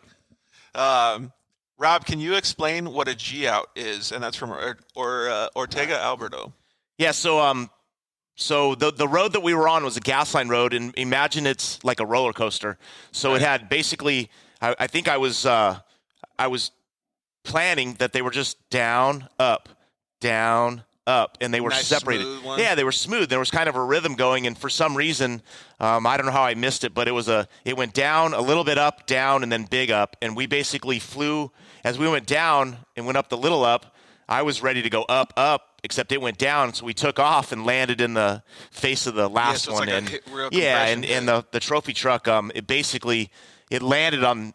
It hit so hard, it landed on the front skid plate, and it bent the two tubes. Holy shit, really? And it bent those two tubes in, and they had to get cut out and replaced before the 500. It was that gnarly? Yeah, of a hit? and then the fuel cell, there's a skid pan under the fuel cell in the back, and it compressed so hard in the front, then it slapped the back down, and it bent tubes in the back of the truck underneath the fuel cell. Holy smokes. So, but your back didn't fare so well, No. but the truck was able to complete the Yeah, race, yeah, huh? it just bent some tubes. And the steering, I forgot about that. The steering was kicked sideways too. And I Holy don't remember smokes. exactly why that happened. I don't remember why that was, what was bent there. But it knocked crazy. the steering out too. So it just compressed my back, knocked the wind out of me. And, ultimately the jarring, you could imagine once your back was damaged, the jarring was basically shooting pins and needles. So to even go a little bit further with this answer, have you ever fell down backwards, like if you're roller skating and you fall on your tailbone and you get that compression, like that real sharp pain? That was probably similar to what Rob was feeling in his back afterwards. Rob always assigns my chase pits near the best taco stands, and that was Tony. Well, yeah, Tony Barraza pretty soon he'll be coming out with his own book of all the restaurants in Baja to go check out, because send me one. Tony's going to do that. Like I brainstorm with ideas, and that's one of the things. Somebody needs to come up with the Baja foodie book, the Baja Bible of food. Yeah. And Tony, we always laugh because his reason for going to Baja isn't to chase; it's to go eat. Man, dude, but Tony, I kind of feel like I could get along with this guy. Yeah, no, he's awesome. He knows where all the good taco stands are, and he's always doing that. So we have a lot of good fun. I've known him for a long time, and always razz him and give him the most difficult places to go. I think I just became best friends with Tony. Yeah, he's up for the task. So Special Ed says Lake Havasu always welcomes off-road racers, and we know that by the UTV World Championship. Did Caden get to do the UTV World? No, he didn't, and that's the thing. Right now he only has the one RS1, and he was 1 week after the UTV World Championships was Works Blythe, and we just weren't prepared. So we need to. Caden's got a little bit of support from Polaris, and we need to get him some more cars and get him doing more stuff. So we're going to have to give our buddy Craig Scanlon a call over here. Yeah. Yep. Well, Jamie Campbell, also one of the guys that did very well in Baja, he chimed in and said, Rob, what's your favorite soft drink, LOL? Could it be Mountain Dew? Yep. We got some Mountain Dew. Oh, I got one for you. Have you ever had a white man's margarita? I don't think so. Tequila and Mountain Dew. Oh. Yeah. So we usually mix it with Patron and Diet Mountain Dew, but dude, they're phenomenal. They'll blow your mind. Congratulations to Jamie on a pretty awesome deal. If you guys don't know, Jamie owns Raceco, and they built a Honda and ended up winning their class and almost winning overall. That's phenomenal. Well, they won overall, but they got a little penalty. I know how that goes. Yeah. Man, I still could, when I was thinking about it a couple days later after I saw the news. First of all, I think that it's awesome to have the we talk manufacturer competition now in the UTV class. So you have all the different manufacturers: Honda, Yamaha, Kawasaki, Polaris, and Can-Am. That's 5 different manufacturers. Even in NASCAR, they don't have 5. Yeah, and that's to me, off-road racing, whether it's UTVs or trucks, whatever it is, it needs manufacturer involvement. Dude, 100%. And when off-road racing was the best it ever was, it's when it had manufacturer involvement. Back in the late 80s, early 90s. Like Roger Mears. Exactly. You had Nissan, you had you had Ford, Dodge, Toyota. You had all those guys involved, and even that's Jeep, exactly. Jeff Furrier just got done redoing the Dos Anjos. I raced factory Jeep for Walker Evans in 88, 89, and 90. Yep. And those were the best times. And ultimately, that's what UTV has going for it right now. Is they have manufacturers that are involved in every series. We need to get them keep getting them involved, whether it's works or whatever it can be. Keep getting them involved, and it'll make the world go around, racing world go around even better. So I couldn't agree more. Tyrone Robinson said Mickey Thompson at the LA Coliseum was epic. Absolutely, I miss those days, and I was. If any of you guys don't remember, LA Coliseum was pretty badass because we raced on the floor where the football field was, but then also the arches. They would take the grandstands out. They'd put dirt over the steps, and then we would run up the steps where the stands would normally be and jump up through the arches, go out, do a U-turn, and then come back in. And to give you guys a visual of what that looks like, when you're going up the steps, and you look up, all you're seeing is the top of the arch. Yeah. So you're basically aiming to stay in between the two walls, which were really only about – they might have been 15 feet wide total. It didn't look like that wide, but that's about how wide they were. So you had to aim for that and jump through them. Was there any time that you had to be with another guy? No. I mean, if you tried to go through side by side, somebody was going to hit the wall. Yeah. So those were incredible times. Mickey Thompson Entertainment Group running.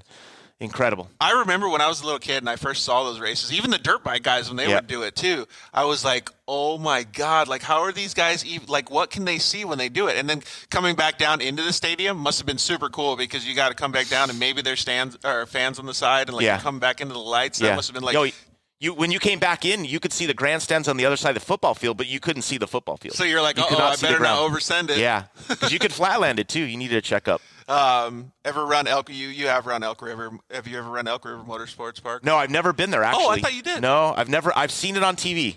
So I everything I know about ERX is from TV. Looks like a great place. It really does. Yeah, and I think that's the one I was talking about with the split lanes. Yeah, they have split lane there. Yeah. So Tyrone Robinson. Yep, the jumps between the torch was bad at the LA Coliseum. That was, man. Best demolition derby I ever saw was Antigo Fairgrounds. Yeah, Anago. Yep, that's where they're going back. So Anago. Yep, Anago. As you know, a lot of times in the Midwest, maybe you get some rain. So I think maybe what he's talking about could be either they did have crash and burn stuff there, or it's the mud races where you're slipping and sliding, crashing into each other. So we were talking about this earlier too. You always want to see the guy win, but a lot of people go out there to see the guys crash. Yeah, absolutely. So, and that's why I think short course is, well, I won't say is always so good, is because it's basically MMA with a car, a truck, right? Because you're sliding, you're bashing into each other. I mean, even the UTV guys do it too. It's gnarly, man. I love seeing that stuff. Brian Forrester commented in saying Lucas should do a one race a season at the Wheatland race, just like UTV World's Fun.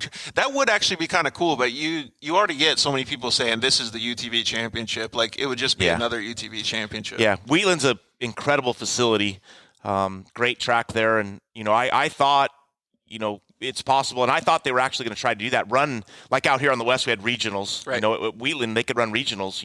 Easy, races there, and it's a big enough property, big enough track. They could even change up the track and do different things. I like your idea of having the Midwest guys go there. Yeah, I think they should. I mean, soon as I heard, as soon as Lucas shut the doors, I was ready to get on the phone. I know some of the players back there, and I know it's.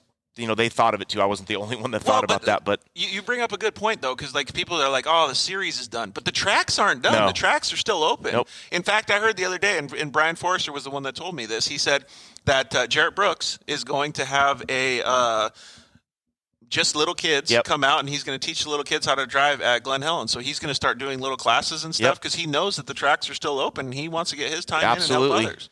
Absolutely, and those things, they need to keep happening. Maybe you brought Glen Helen up, and back in the day, and I don't even know how long ago, 15, 20 years ago, Glen Helen used to have short course style races there.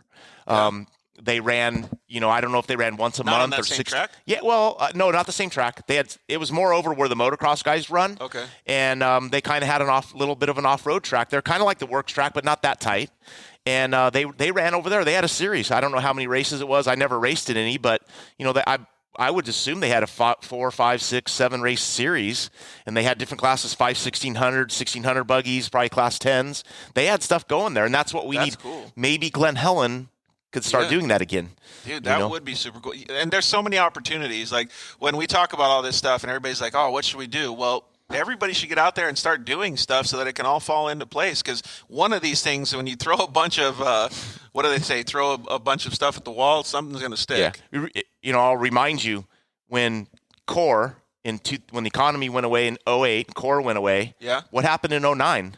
We had Tony Vanilla and Lucas Oil, and we had Ricky Johnson and Torque. Popped up, yeah. The very next year, and maybe that's what can happen. Ooh, so. I have high hopes for this. Jim Zinn said, short course buggy dork, good times. Yeah, Jimbo was my crew chief. Yeah? So, yeah. When you were doing the buggy stuff? Yep. My second year, I ended up in 2007, I raced for Steve Barlow and my own super buggy turned pro buggy. And then in 2008, I went to drive. Super pro buggy? Yeah, super pro buggy. I went to drive for Menzies, and Jimbo was he was the crew chief on the pro buggies for myself and Larry Jobe at Menzies. Oh, man, Don Haugen's chiming in again. He says, I have been on the fence to get his son Chance a Pro 2 or a Pro 4. Would this be a good time to pick one? I think you'd probably get a good deal on one of them because some of the teams would be wanting to get out of them. But it depends on the level of effort that you want to put in because I think the Midwest is about the only place you can go. Yeah, call me. Yeah. I got plenty. I got 2 Pro 2s and one current Pro 4. And we definitely know that those trucks are good. So here, why don't we do this? We'll show them, we'll do a little sales pitch. So 30-second sales pitch. You see these trucks right here. Yep. All you got to do is shine them up a little bit, and they're ready to go, Don. Clean one owners, lots of spare parts. Yeah. There's lots of spare parts. Wife's bike never raced? Yeah. No, they're good. The Pro 4 is actually fully prepped. It's fresh, prepped, ready to race. The Pro 2 was fresh, prepped, and raced Crandon. Yeah. Those things are really cool, Don, too. Like, we got to check them out a little bit today, so Chance would get a good truck if he wanted one of those bad boys. All right, so let's see here. We got to go through these comments real quick because I got to take a whiz. So, actually, you know what? Let's just go to a commercial break, and we'll be right back. There's too many of them, so we'll see you guys in just a sec.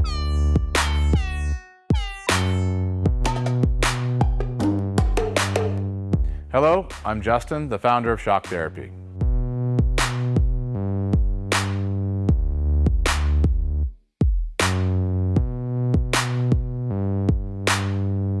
Shock Therapy has been around for 5 years, but we have personally been tuning suspension on off-road cars and race vehicles for over 25 years. We tune between 10 and 15 cars per day, every single day of the week. Our concentration is tuning shock systems and supplying components that improve the ride quality of your car in many ways. Not only do we work on the average UTV, but we also tune suspension for race teams and professional drivers.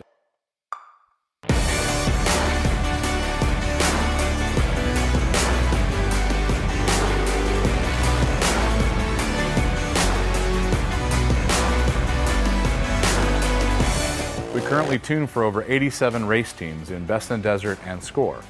Our clients and race teams rely on our suspension components to allow them to win races and keep them safe.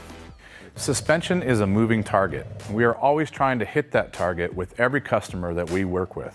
Each customer's needs can be different, and we tune our kits accordingly.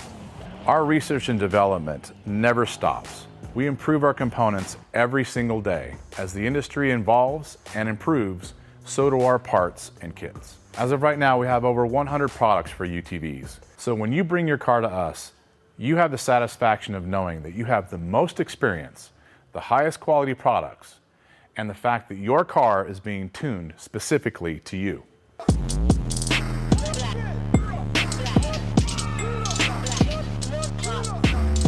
Zollinger Racing builds the best aftermarket products available. Products for your UTV or snowmobile, including billet radius rods, billet tie rods, billet steering knuckles, billet steering racks, alternator kits, and much more. All manufactured in the United States in-house at their headquarters in Nibley, Utah. Travis Zollinger and his team test in some of the most brutal conditions, racing in places like the Best in the Desert Mint 400, Ultra 4 King of the Hammers, UTV World Championships, and many more. Visit ZollingerRacingProducts.com and use the code DIRTLIFE to get 10% off your next purchase, and join us on social media at Zollinger Racing Products to see our products in action.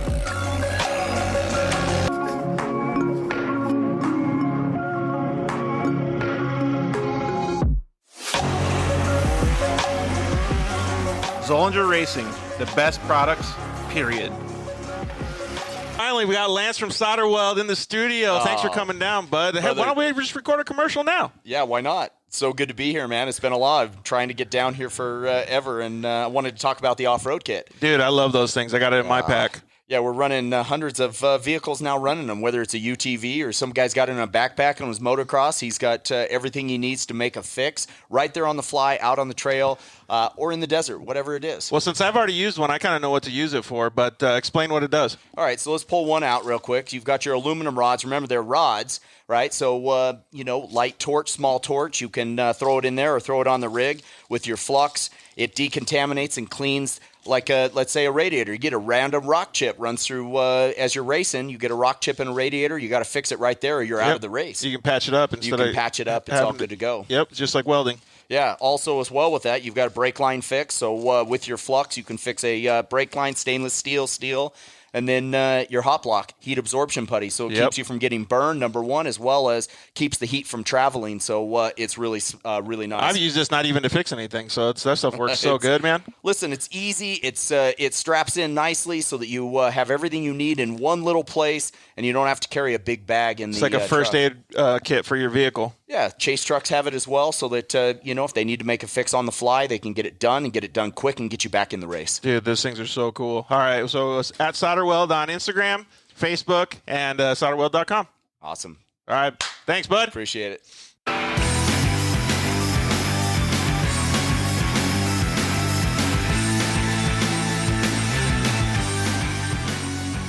Yeah, guys, thanks for joining us. Episode 66 of the Dirt Life Show. We really appreciate you guys hanging out with us tonight. That's a little late in Arizona. I know it's 7:30 here in California, but we still have Rob Mack with us. So thank you very much, Rob, for letting us come to the shop and hang out. So like I said, episode 66, I'm Georgie Hamill. So we'll get right back into it, man. We had some comments come in that we couldn't get to them because there's too many of them, but need an off-road Segway. Well, actually, Tyrone, they do have an off-road Segway now. They have a Segway came out with a UTV. Did you see that, Rob? No, I didn't. Yeah, so Segway has a UTV out now. Oh, nice. Pretty crazy, right? Yeah, absolutely. So one of the things that I was thinking is that Nikola also has a Segway, a side-by-side. One of the things that I was thinking is those things are phenomenal horsepower because they have the electric engines and stuff. It'd be pretty cool to see those things get to the ability where they have some sort of quick removable battery, and even if they had to, in a 500-mile race, stop every 100 miles or so, if they could actually do that, I think it'd be pretty cool to see something like that. Yeah, you figure it's only a matter of time. Yeah. And the amount of power and torque and things that those guys have is crazy. Don Haugen chimed in again. Don, I'm going to skip this one for a little bit because that's about Chance. Valley Tea Taco Stand is what Mike Montes said. Is that Valley Tea have a good taco stand? No, absolutely. That's been the best tacos in all of Baja, I think. So I just need to go down there and hang out with your guys' crew and go chill with those guys. What about the Imperial Valley 250 pole story? Yeah, that didn't work out so well. What is that? You got Imperial Valley. Yeah, no, I hit the pole. I didn't get the pole. Oh, I hit the pole. I think I saw that. Yeah. What was that sticking out of the dust? Yeah, so I guess it's an old bombing range, that area, and it's a pole that what I was told was that's a pole that used to have something that they used to try to hit, and it was right at the beginning of the race, and I think that was the second or third year that they ran a race there. The first year or two, I didn't race my truck. I had Andy McMillan drive it because I had short course. Mm-hmm. So I raced the short course race, and then Andy did the trophy truck there. So the third time I was able to go there. Yeah. So the second or third time they had it, I was able to be there, and ended up. I think I battled. It was BJ Baldwin. I went off the line with him. I got him out of the infield.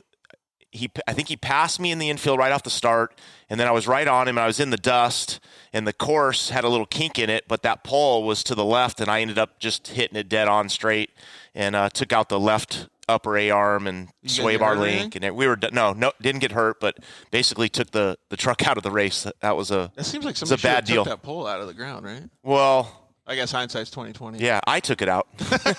You should have charged more for that. Yeah. Jeff Angel said, "Evening, boys. Tacos." Yep. We always talk about tacos on this show, right? Maybe we should call it Taco Life instead of the Dirt Life. Wisconsin still has the best fresh cheese curds. Dave Clark will agree. I don't know.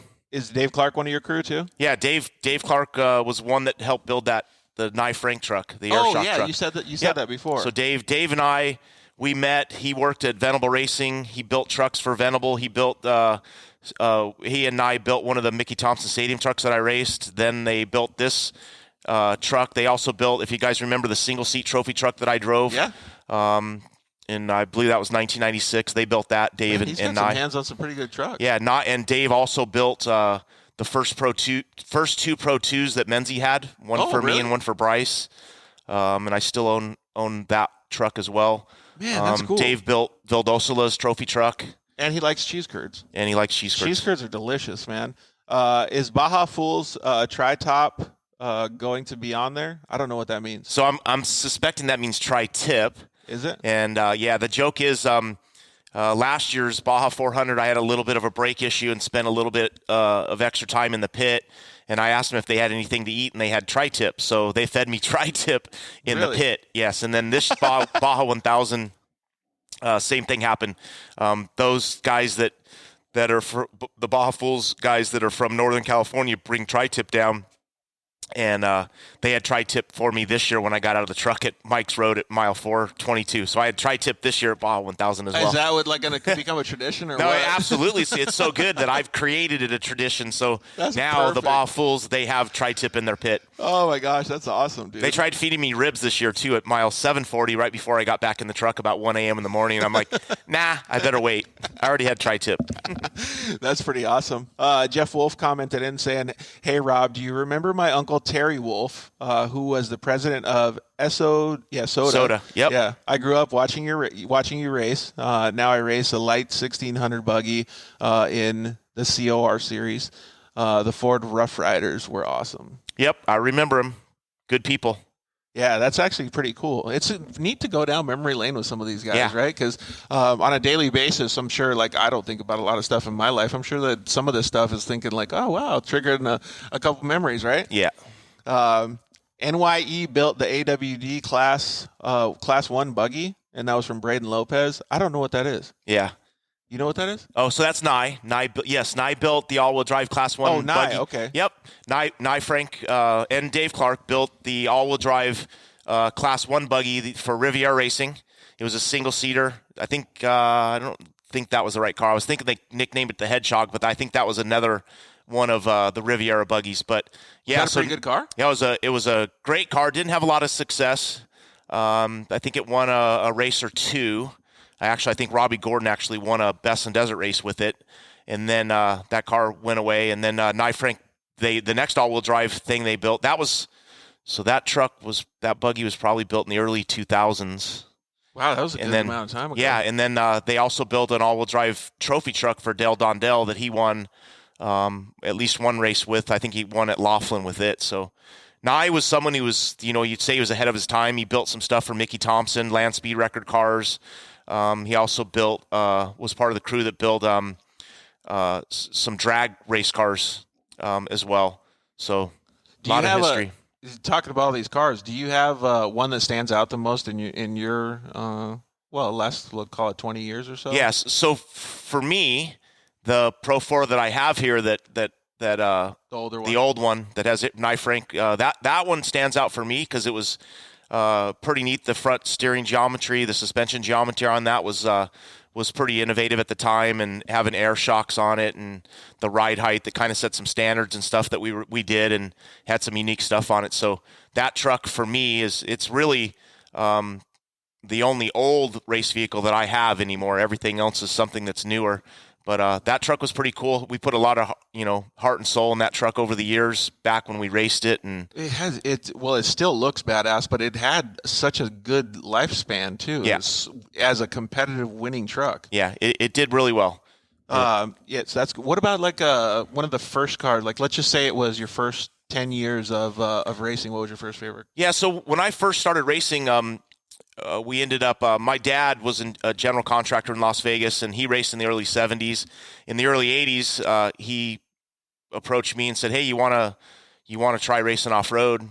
And I said, yeah, I don't know. I mean, I was into sports, basketball, baseball, stuff like that. And so who would have thought, though? Yeah, I had no idea. I mean, I raced motorcycles when I was little, and then And I had no aspiration. I wasn't reaching out to do off-road at the time, and he ended up building a commercial building for himself and rented out some spaces within that building, and a company from Tucson, Arizona called Offroad Buggy Supply came and rented from him. I like that town, by the way. Yeah, so they sold off-road parts, and my dad ended up coming into his office one day, and the guy that owned the business said, "Hey, Bob, I'm moving. I'm out of here. I'm closing down the shop, and I'm going to be out by the end of the month." My dad said, "Hey, I'm sorry to hear that." And about 10 minutes later, the guy came up to his office and said, "Why don't you just buy the store from me so I don't have to pack it up and leave it?" So they made a deal.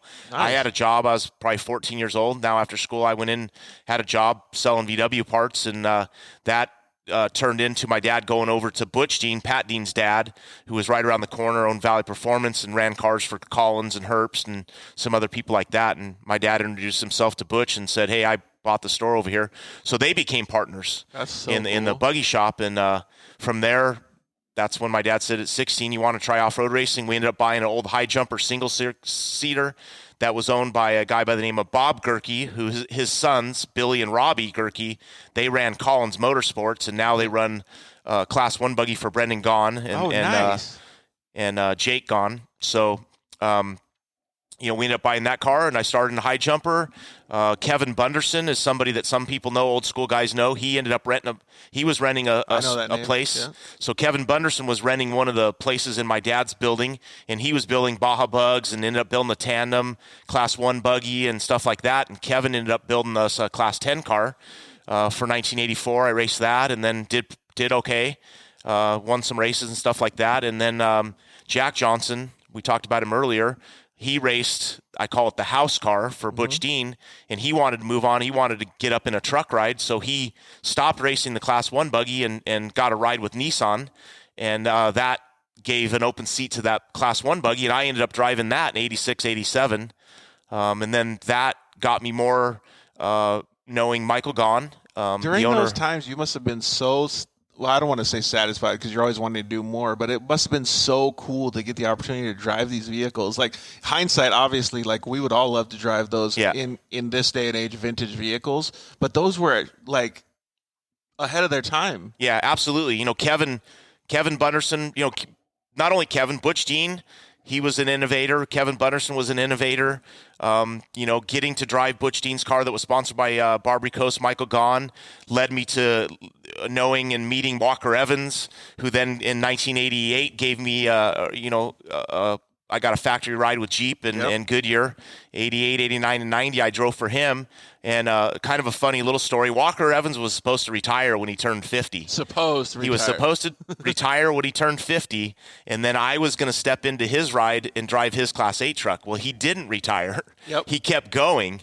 So I ended up moving over to the Ford Rough Riders, which Robbie Gordon was driving for Jim Venable in Class 8, and Robbie's asphalt career started taking off with, I believe they called it IMSA at the time, and he raced a GTO car for Ford, and I believe that was Jack Roush. I remember that transition. Yeah, so Robbie left the off-road, and I ended up being one of two guys that they were going to hire. It was between me and Rod Millen. Yep. When they called me and told me it's between you and Rod Millen, I'm like, well, I'm going to lose because Rod Millen was who I looked up to. Yeah. And I'm like, he's better than me, and I want to be like him, so I'm never going to get this ride.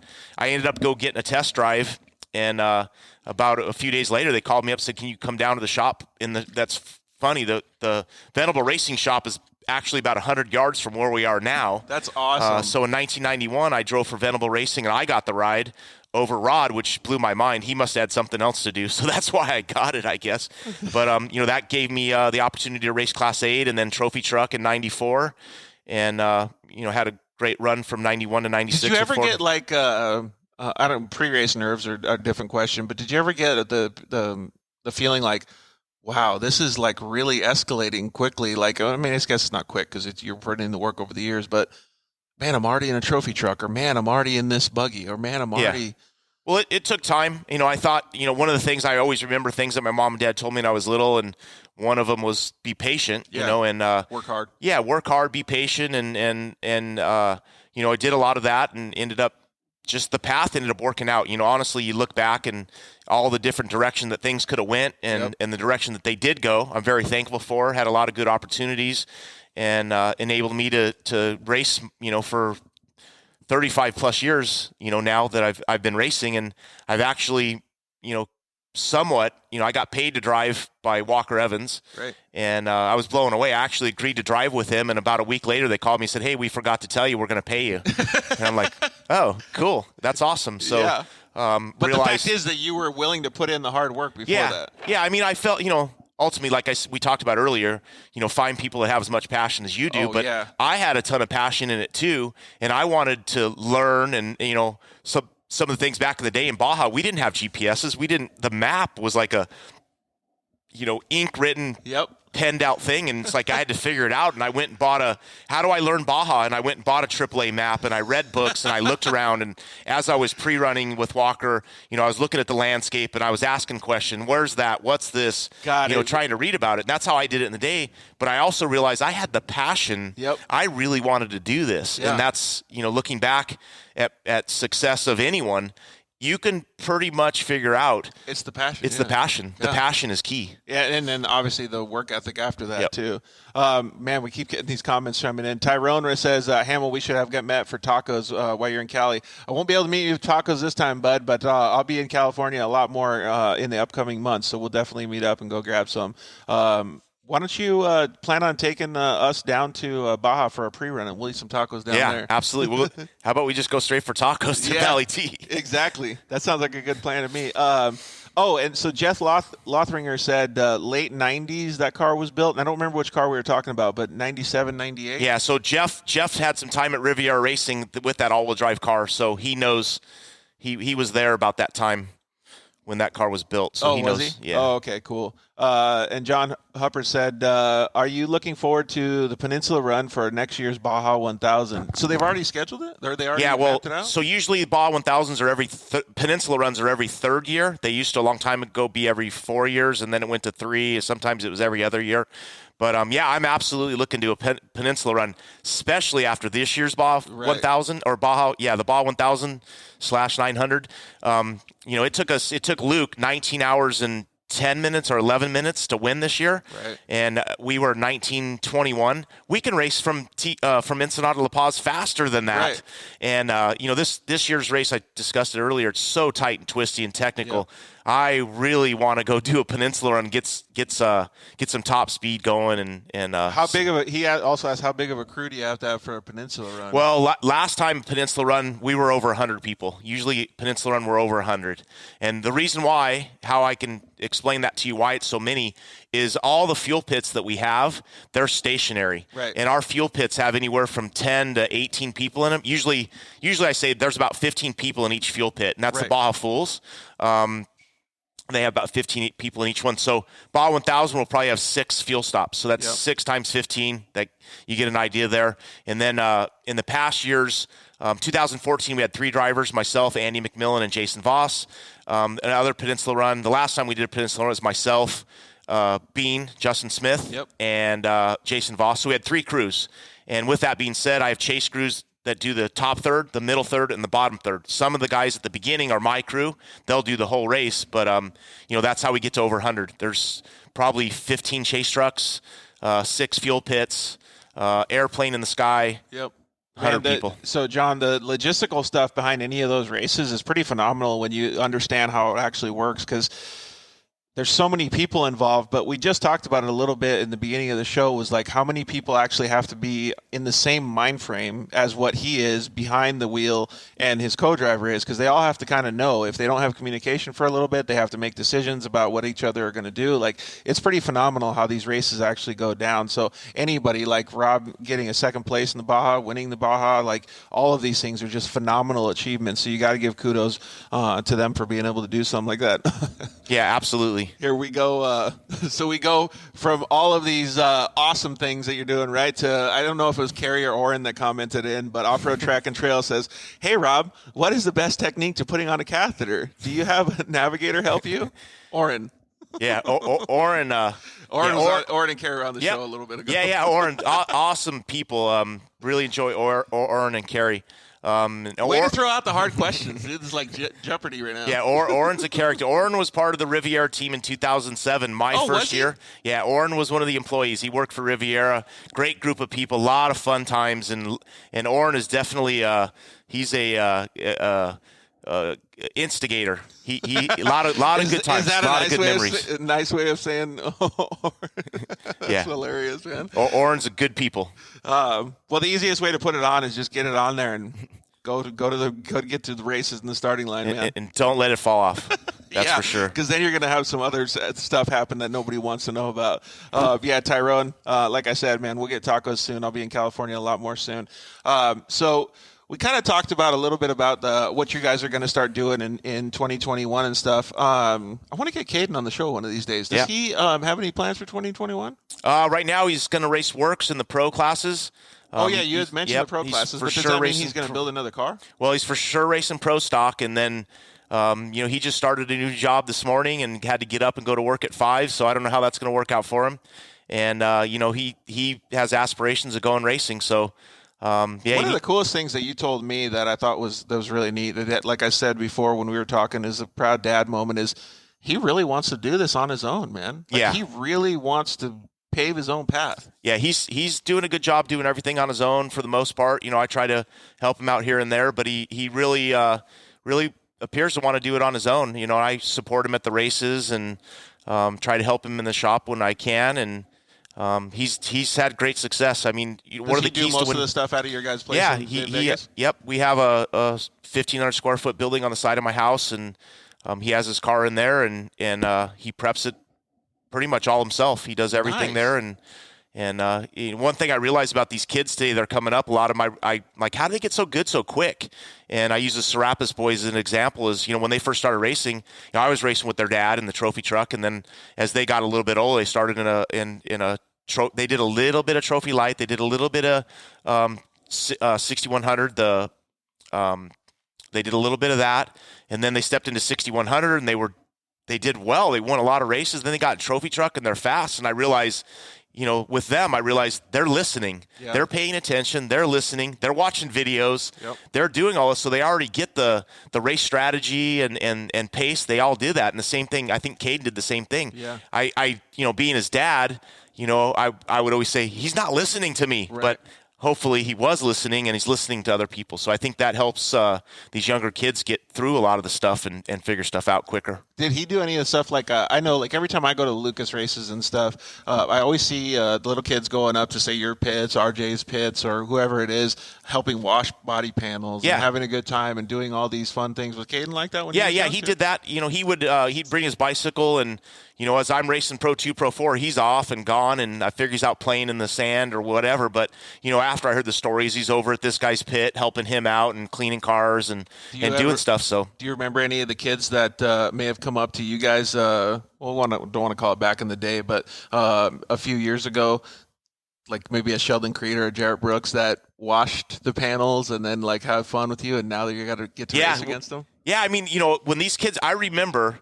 I didn't think much of it then, but when the Sheldons and Jarretts and RJs, when those guys were all little kids, to me, they were little kids. Yeah, absolutely. And I never thought I'm going to be racing these kids. Yeah. Do you know what I'm saying? That's exactly what I'm so they're little kids, and I never thought those little kids will never be racing me. Do you know what I'm saying? And then as time went on, all of a sudden, those little kids were in pro lights, and I still didn't think they're really going to be racing me. And then they come into Pro 2, and then they're racing me. And Sheldon is someone, he's one of the first guys. When I would watch him drive, I'm like, damn, that kid's got talent. And when SST started, Robbie got him in a truck there. Yep. And I remember standing next to Robbie, and I as Sheldon went by, and I watched him a little bit, and I knew Robbie was watching him. Sheldon went by, and I looked at Robbie, and I go, that's you, right there. And Sheldon had an incredible talent, and watching him in SST and then watching him in Pro Light, and then he got into Pro 2. He struggled a little bit there. And I remember one day, and I don't know how we crossed paths, but I knew his grandpa by name, Maurice, and we were passing by with each other, and we said something. I said, hey, you need to get that kid on asphalt as fast as you can. Yep. He can come back later and do this. Yep. But take him to asphalt now. And if he can't make it, you can come do this later. And, man, it was awesome to see. I was watching Sheldon when he won the last race there, won the truck championship, and it made me feel proud. Yeah. You know, same as Jimmy Johnson was a kid in Mickey Thompson, and you know, his path. And I actually just saw, you know, a documentary on Jimmy after, and Jimmy said, "Oh, I wanted to watch that. It's good. It's good." And something Jimmy said in that was that he never stayed in one series for more than 2 years. So he moved really quick, which is something to think about. Don't, depending what your path is. And if you think you have aspiration to get into asphalt, NASCAR, IndyCar, try to get there as quick as you can. Don't pigeonhole yourself. Yeah, exactly. Don't. And, for me, I loved off-road so much. Like I almost want to say I set up home here doing this, and by the time I got the opportunity, you also trickled yourself around in different classes. Yeah, so I did that a lot, but I didn't have aspirations to go to asphalt really ever. Right. When the I'll call it NAS truck, when that started,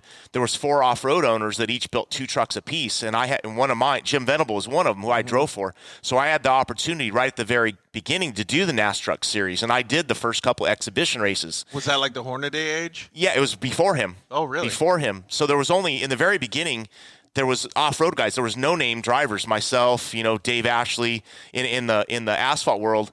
And Hornaday came in after us. PJ Jones was probably the biggest name at the beginning. Mm-hmm. And but I only made it. I went 2 of the exhibition races, one at Mesa Marin, one up in Washington somewhere, I believe. Wasn't your cup and that's of tea? it. And I just didn't like it. I didn't like going in circles. And to me, these were ill-handling road cars that you'd burn the tires off of them, and then they were really bad. Hey, so wait, you're confirming with that the dirt life is a good life. yeah.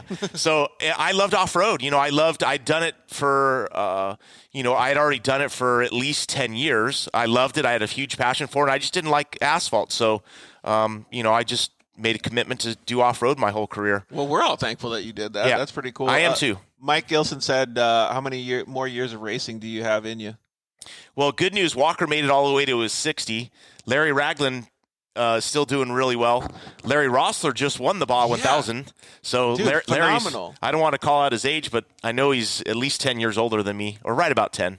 I wonder if we called him up and asked him how his body was feeling after the 1000. I think Larry's body was doing really good. Yeah. So Larry, obviously he looks great. He's looks healthy, and he really does. Like he looked like he was happy when he was down absolutely. there, Larry, right I think at home. he's in a great place in life, I think, and winning. He always makes a point of, and I know he's told it to me enough that the number's 18. Yeah. And the number 18 is how many Baja 1000 wins he has. Oh, wow. So I know because he's constantly telling me, Step up your 17. game, dude. Yeah, he'll go 18.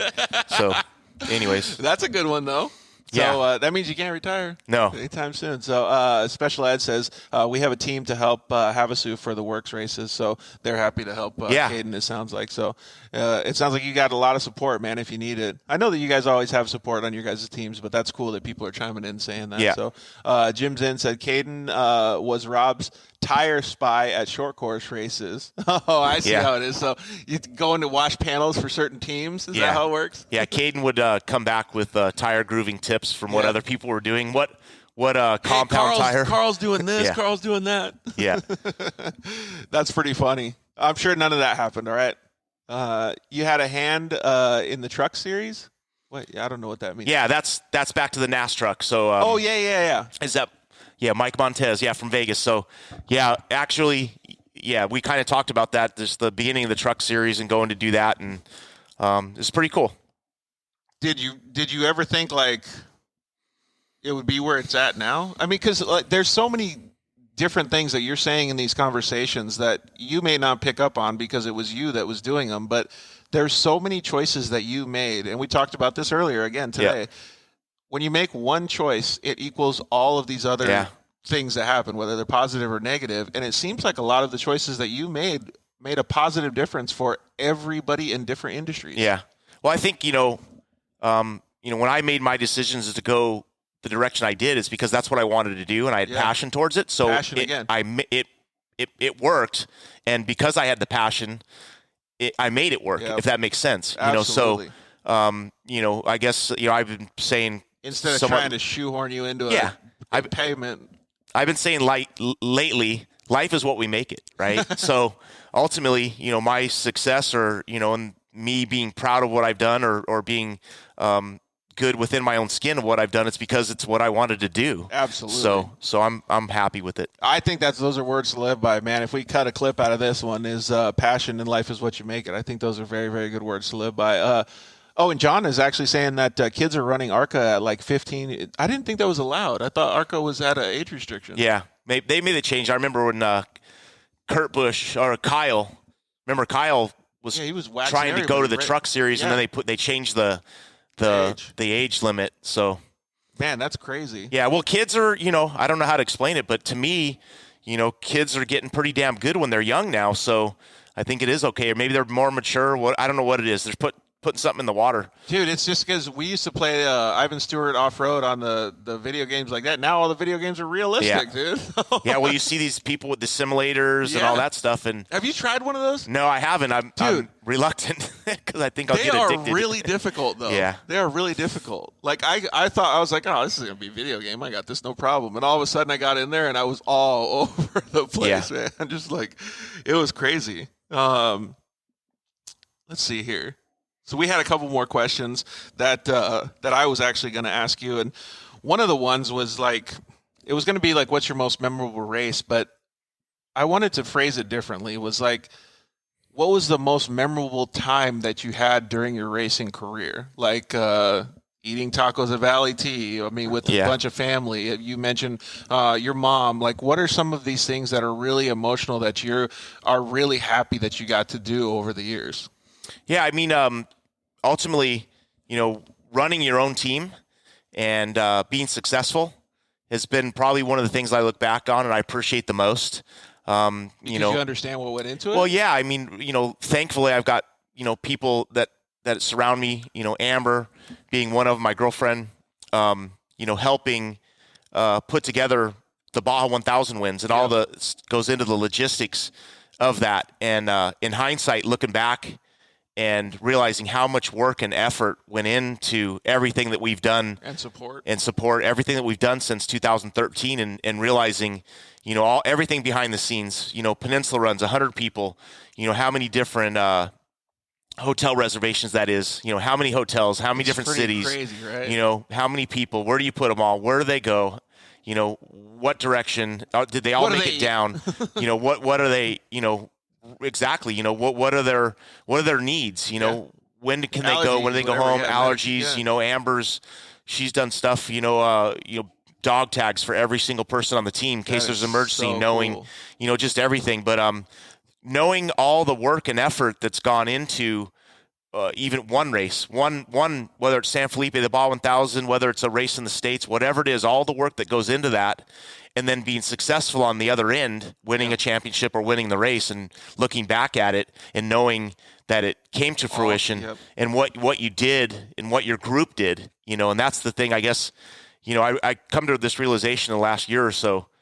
To me, more than any race, that's what means the most. It's the group of the people that were put together, assembled, and did a task or multiple tasks, and it all came out on the other end being successful. Yeah, and I agree with all of that. Even on the non-successful days, actually, too. That's a true statement. I love that answer because that's the exact reason that we started the show is because of all the camaraderie in the off-road industry. And I don't know if it's the same in pavement racing and stuff like that because I've never done that, so I wouldn't know. But those are the exact same things that I remember from my dirt bike racing tenure, from my little short course racing tenure in UTVs, and now being on the media side of it, I see it directly with every single team, whether it's the little mom and pop team with the 570 Razor all the way up to a trophy truck team. Like, it's phenomenal to see all of that stuff, man. All right, well, we're going to kind of wind things down a little bit here. We're going to do a rapid fire Q&A, but before we do that, I know that you kind of just went into it, but who are the people that you do have on your team that you'd like to thank before we start getting into the rapid fire? Yeah, well, first and foremost, Amber. Yeah. She's at my right hand. She's does tons of things for the team, constantly managing all the people, talking to them, keeping everybody. She's like making everybody laugh, man. We were at that Warfighter thing. She was saying some funny stuff. Yeah, no, she's definitely a hard worker. Awesome. Lachero, his son Andy's been here helping lately with the trophy truck. Lachero's done awesome with this thing, prepping it. He's got, very good success with that. All the Baja Fools, the Chase guys, the Braza guys, the Lothringer guys, Jamie Campbell, he used to help pit us. There's just so many people. Congratulations again, Jamie. Yep, Jimmy Davidson, who spoke up today. He used to work for us, prep the Pro 4, work for us at Menzies as well, and he's awesome, and incredible talent. And all those people, that are out there that have put their time in. Jimbo, it's great having a lot of people that have been in my career working for teams that I've been with over the time. It's incredible. All those people's help made my success happen. Yeah, 100%. What is it? Teamwork makes the dream work. Exactly. And then I couldn't do it alone. There's no way. It's with all these people and them taking time away from their families, their kids, things like that. Some of the pictures that we had up on the intro screen too were pretty cool too, because and I've seen you do this many times at the races. You genuinely appreciate the fans. Like, you'll stop whatever you're doing, even if it's important to your race day or whatever, and go pay attention to what they're doing because they mean so much to you and to the racing organizations in general. Yeah. It's those fans have passion too. And, especially little kids. And, a neat story that I have is when I first started going to Baja, being down in San Ignacio staying at the La Pinta Hotel, that's what it was named back in the day, and having the waiter bring his little baby son that was just born within 6 months ago in to introduce him to us. And 4 years later, the next Peninsula run, he brings his 4-year-old in. 4 years later, he brings his 8-year-old in. 4 or 3 years later. So every time we keep seeing this little boy grow. Really? Pretty soon you go in there to that restaurant 4 years later, pre-running. Where's your son? Oh, he went to college in La Paz. And then be down in La Paz at the finish line and have now it's a young man, come up, tap you on the shoulder and go, remember me? And it's like, not sure. And he goes, my dad, San Ignacio, the waiter. Like, holy shit. Smokes. So it's you. Things like that, in Crandon, Dude, a lot of the same things. That's like a movie. Yep. Same thing in Crandon. You got kids that came there when I raced there in the early 90s, and now they're there today. Mikey Gilson was 14, and now he's 30-something. That is so cool, man. I love stories like that. You must have so many of those stories too, man. It's so cool. We couldn't even if we stayed on this interview for the next 2 days, we couldn't have enough fun with Rob. But if you guys have any more questions, please feel free to reach out to myself or to Rob on Instagram. Both of us will try to get back to you if we possibly can. His is at 21 Rob Mac on Instagram, and mine is ours is at the Dirt Life Show on Instagram. All right, bud, you ready for a rapid-fire Q&A? Sure. All right, let's do it. Dunes or the river? Both. You want to go both? Well, now lately it's been the river. Amber's a river girl, so. She wants to do the river? The river. I like the river. Okay, cool. So what kind of stuff do you do at the river? Are you a boater guy or are you a jet ski guy? I like driving the boat, pulling people, throwing them off the tube, and then relax on the beach. Nice. Amber likes throwing me off the tube, though. That's another good story. Oh, really? Did she get you good ones? Oh, she was pinned. Like the boat, like I'm towing, the boat's going like 35, 40. So were you swinging out like? Swinging out and then flying and then skipping, all that. How fast is the boat going? She goes, I don't know. And then later I find out it's going like almost 50. And what is it? You're like going like double or triple speed on the rope? It was good. Yeah, she was trying to kill me. Did you do something bad the week earlier? Probably. Three-wheelers or quads? I rode three-wheelers. I rode quads. So now I still own I have a Yamaha Banshee I still own. No way. We were talking about Banshees the other day. Alfonso actually just got rid of his. Yeah, I still own mine. I bought it in '88. Did you get a Toomey kit? No. You know the exhaust kit? I know what you're talking about. Yeah, I think I have FMF pipes. Oh, yeah. I know a bunch of people who got those because the FMF made those nickel-plated ones. Yeah. Nobody wanted to clean their pipes. Yeah, that's what I got. Still runs, too. Really? Starts like if it has fresh gas, it's like one kick. And it idles all day long. That's the best part about the Banshees is like it was those 350 twins, so it barely took any pressure. Like you wouldn't get any of that what's it called kickback or whatever on the Kickstarter. Yeah. You said you do pay attention to motocross, Cincerillo or Osborne? Ooh, Osborne. You're going Osborne? Yeah, I like both. I mean, Cincerello, just the couple times when he kind of crashed and threw championships away. What about let's see, Barsha or Webb? That new gas team. I don't know. He's all fired up. Yeah. So Future. Yeah, I don't know. I like Bam Bam. He's pretty amazing. Cooper's. They're both good. I I like I said earlier about a team. I don't have a favorite team. I like a good game. Yeah. You know what I mean? Battle. And I guess ultimately I like someone with good strategy, runs a good race, and I feel like Cooper Webb would be like more of a Rob MacCachren mindset because he's got such good racecraft. yeah, no, he was impressive the year he won the championship. Obviously, I think he worked hard, did good. Things fell his way too, which that's what happens when you win a lot of races, win a championship. Things go But your you way. could see him. Yeah, no, he was like smart. future thinking in those races. Yeah. Like he'd see lines come in Yep. before anybody else, like Yeah. all that stuff. No, he did. I enjoyed his championship season. That's for sure. All right, let's get into some simpler questions. Little Smokies or pizza rolls? Pizza, Pizza rolls. Coffee or tea? tea. Favorite soda? We already know this one. It's Mountain Dew lately. Yeah.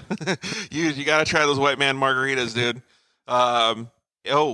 If you could have one superpower, what would it be? Like you could fly, you can be Probably the fly. invisible guy. Probably fly. Flying would be pretty cool. So we had, I forgot who said it, Ronnie Anderson maybe.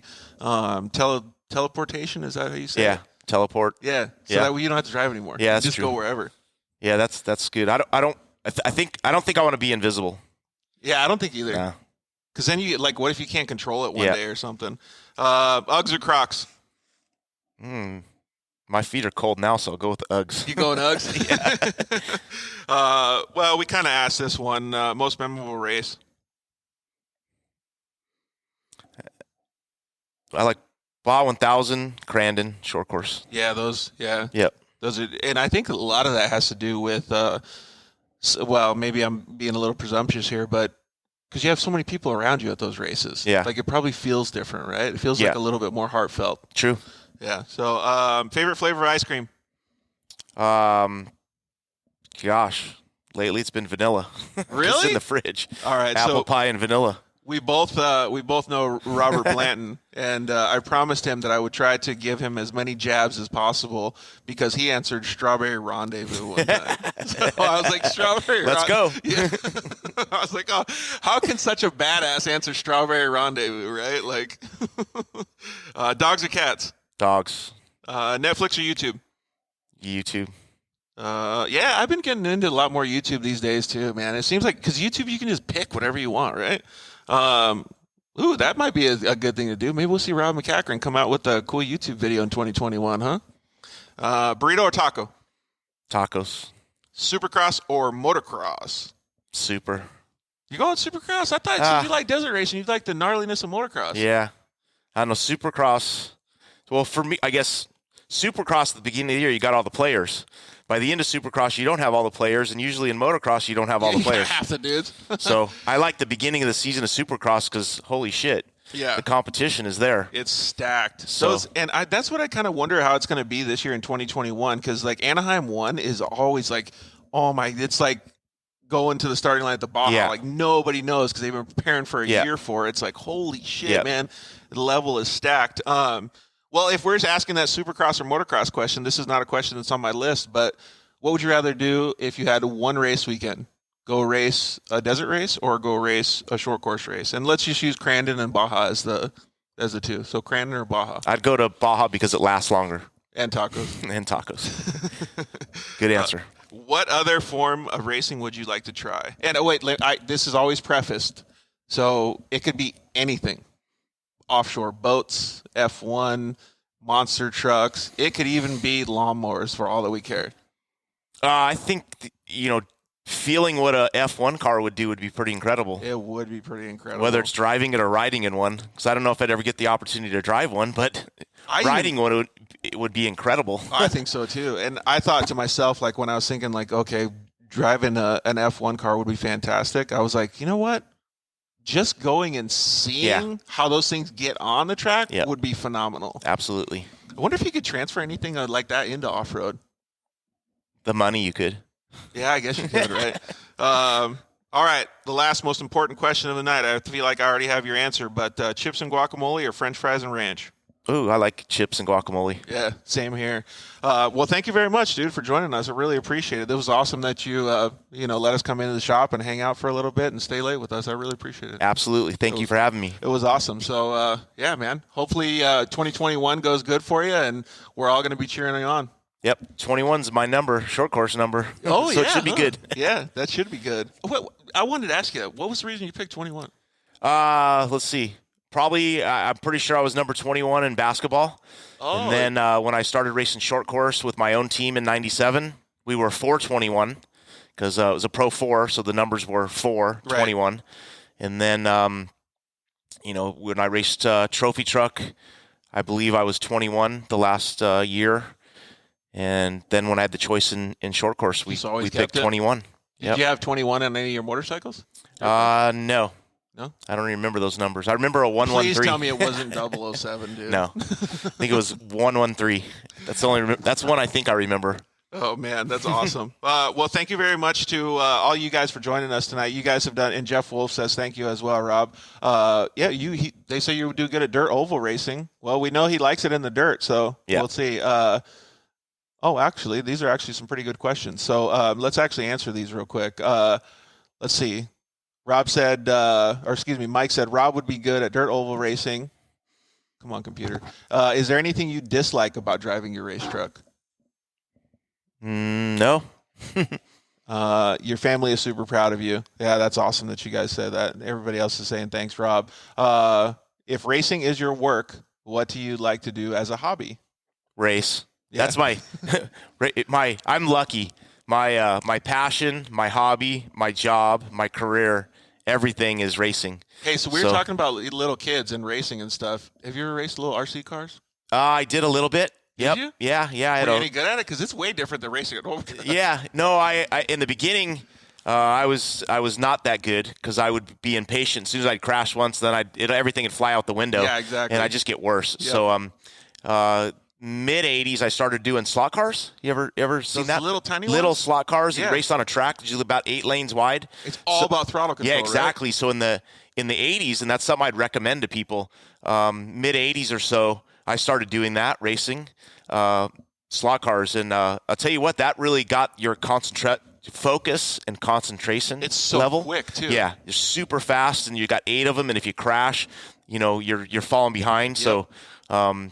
I know, I used that a little bit. What I learned in slot cars, I use today still. That's really, really cool. Yeah, and the reason I asked that question, I wanted to ask it before, was because I had a bad accident. I hit my head and I got my brain scrambled, and still my eyes don't work that well. But one of the forms of therapy that I used was driving the little RC car around. I wasn't even racing it or anything. I was just trying to control it in the street. Right. It was phenomenal how much focus and concentration you had to have from that. And it turns into I want to make it set up better, and I want to make it handle better, and then it all goes back to what you're doing with the big truck, because you know how to set it up, you know how to make it handle. It's pretty cool that you notice that same stuff. Okay, well, thank you guys very much for joining us. We really appreciate it. Oh, look, see, we even got people talking in Spanish, Alfonso. So Merry Christmas to you guys as well. Thank you, Rob Mack from Jim's Inn. Well, thank you very much to all of you guys. Thank you very much to our sponsors. We really appreciate it. Like I said before at the beginning of the show, you can go to the Shock Therapy guys, give them a call, Mitch and the guys over there, or excuse me, Milo and JT over there. You can call them up, say the Dirt Life sent you, shocktherapist.com, and use the code DIRTLIFE. Thank you to the guys at KMC Wheels. Obviously, Rob wants to thank the guys at Vision Wheels, BF Goodrich, and Makita. You got anybody else on there? Yeah, just Fox Shocks, Casey Lights, VP Fuels, everyone that supports me. Thank you guys very much, and more success coming. Yeah, more success coming, and definitely some of the cool ideas that Rob has, man. I can't wait to see these come to fruition if he does. Like I said, thank you guys at KMC Wheels, Ryan, and Ryan over at EFX Tires too. Like I said, we have a giveaway, side-by-side guys on Instagram. You can go look at that giveaway. You can win some KMC wheels for your UTV. Thank you very much to the guys at Zollinger Racing Products. You can use the code DIRTLIFE at ZollingerRacingProducts.com.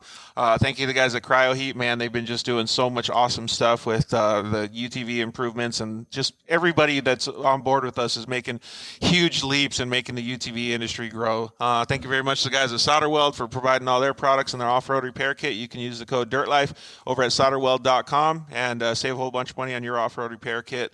Next week's show, man, it's going to be really cool. We aren't going to be in a shop, but we're going to have Pleasant Cook, 4x4 Barbie, on the show. So that'll be a cool departure from the racing thing, because she does some really cool stuff, and she's just going to be awesome to talk to. So like I said, thank you very much. Thank you to Alfonso for helping us set it up, and You're a good co-host and interviewee, man. I appreciate it, Rob. Right on. So, all right. Well, thank you guys very much. Thanks, Rob.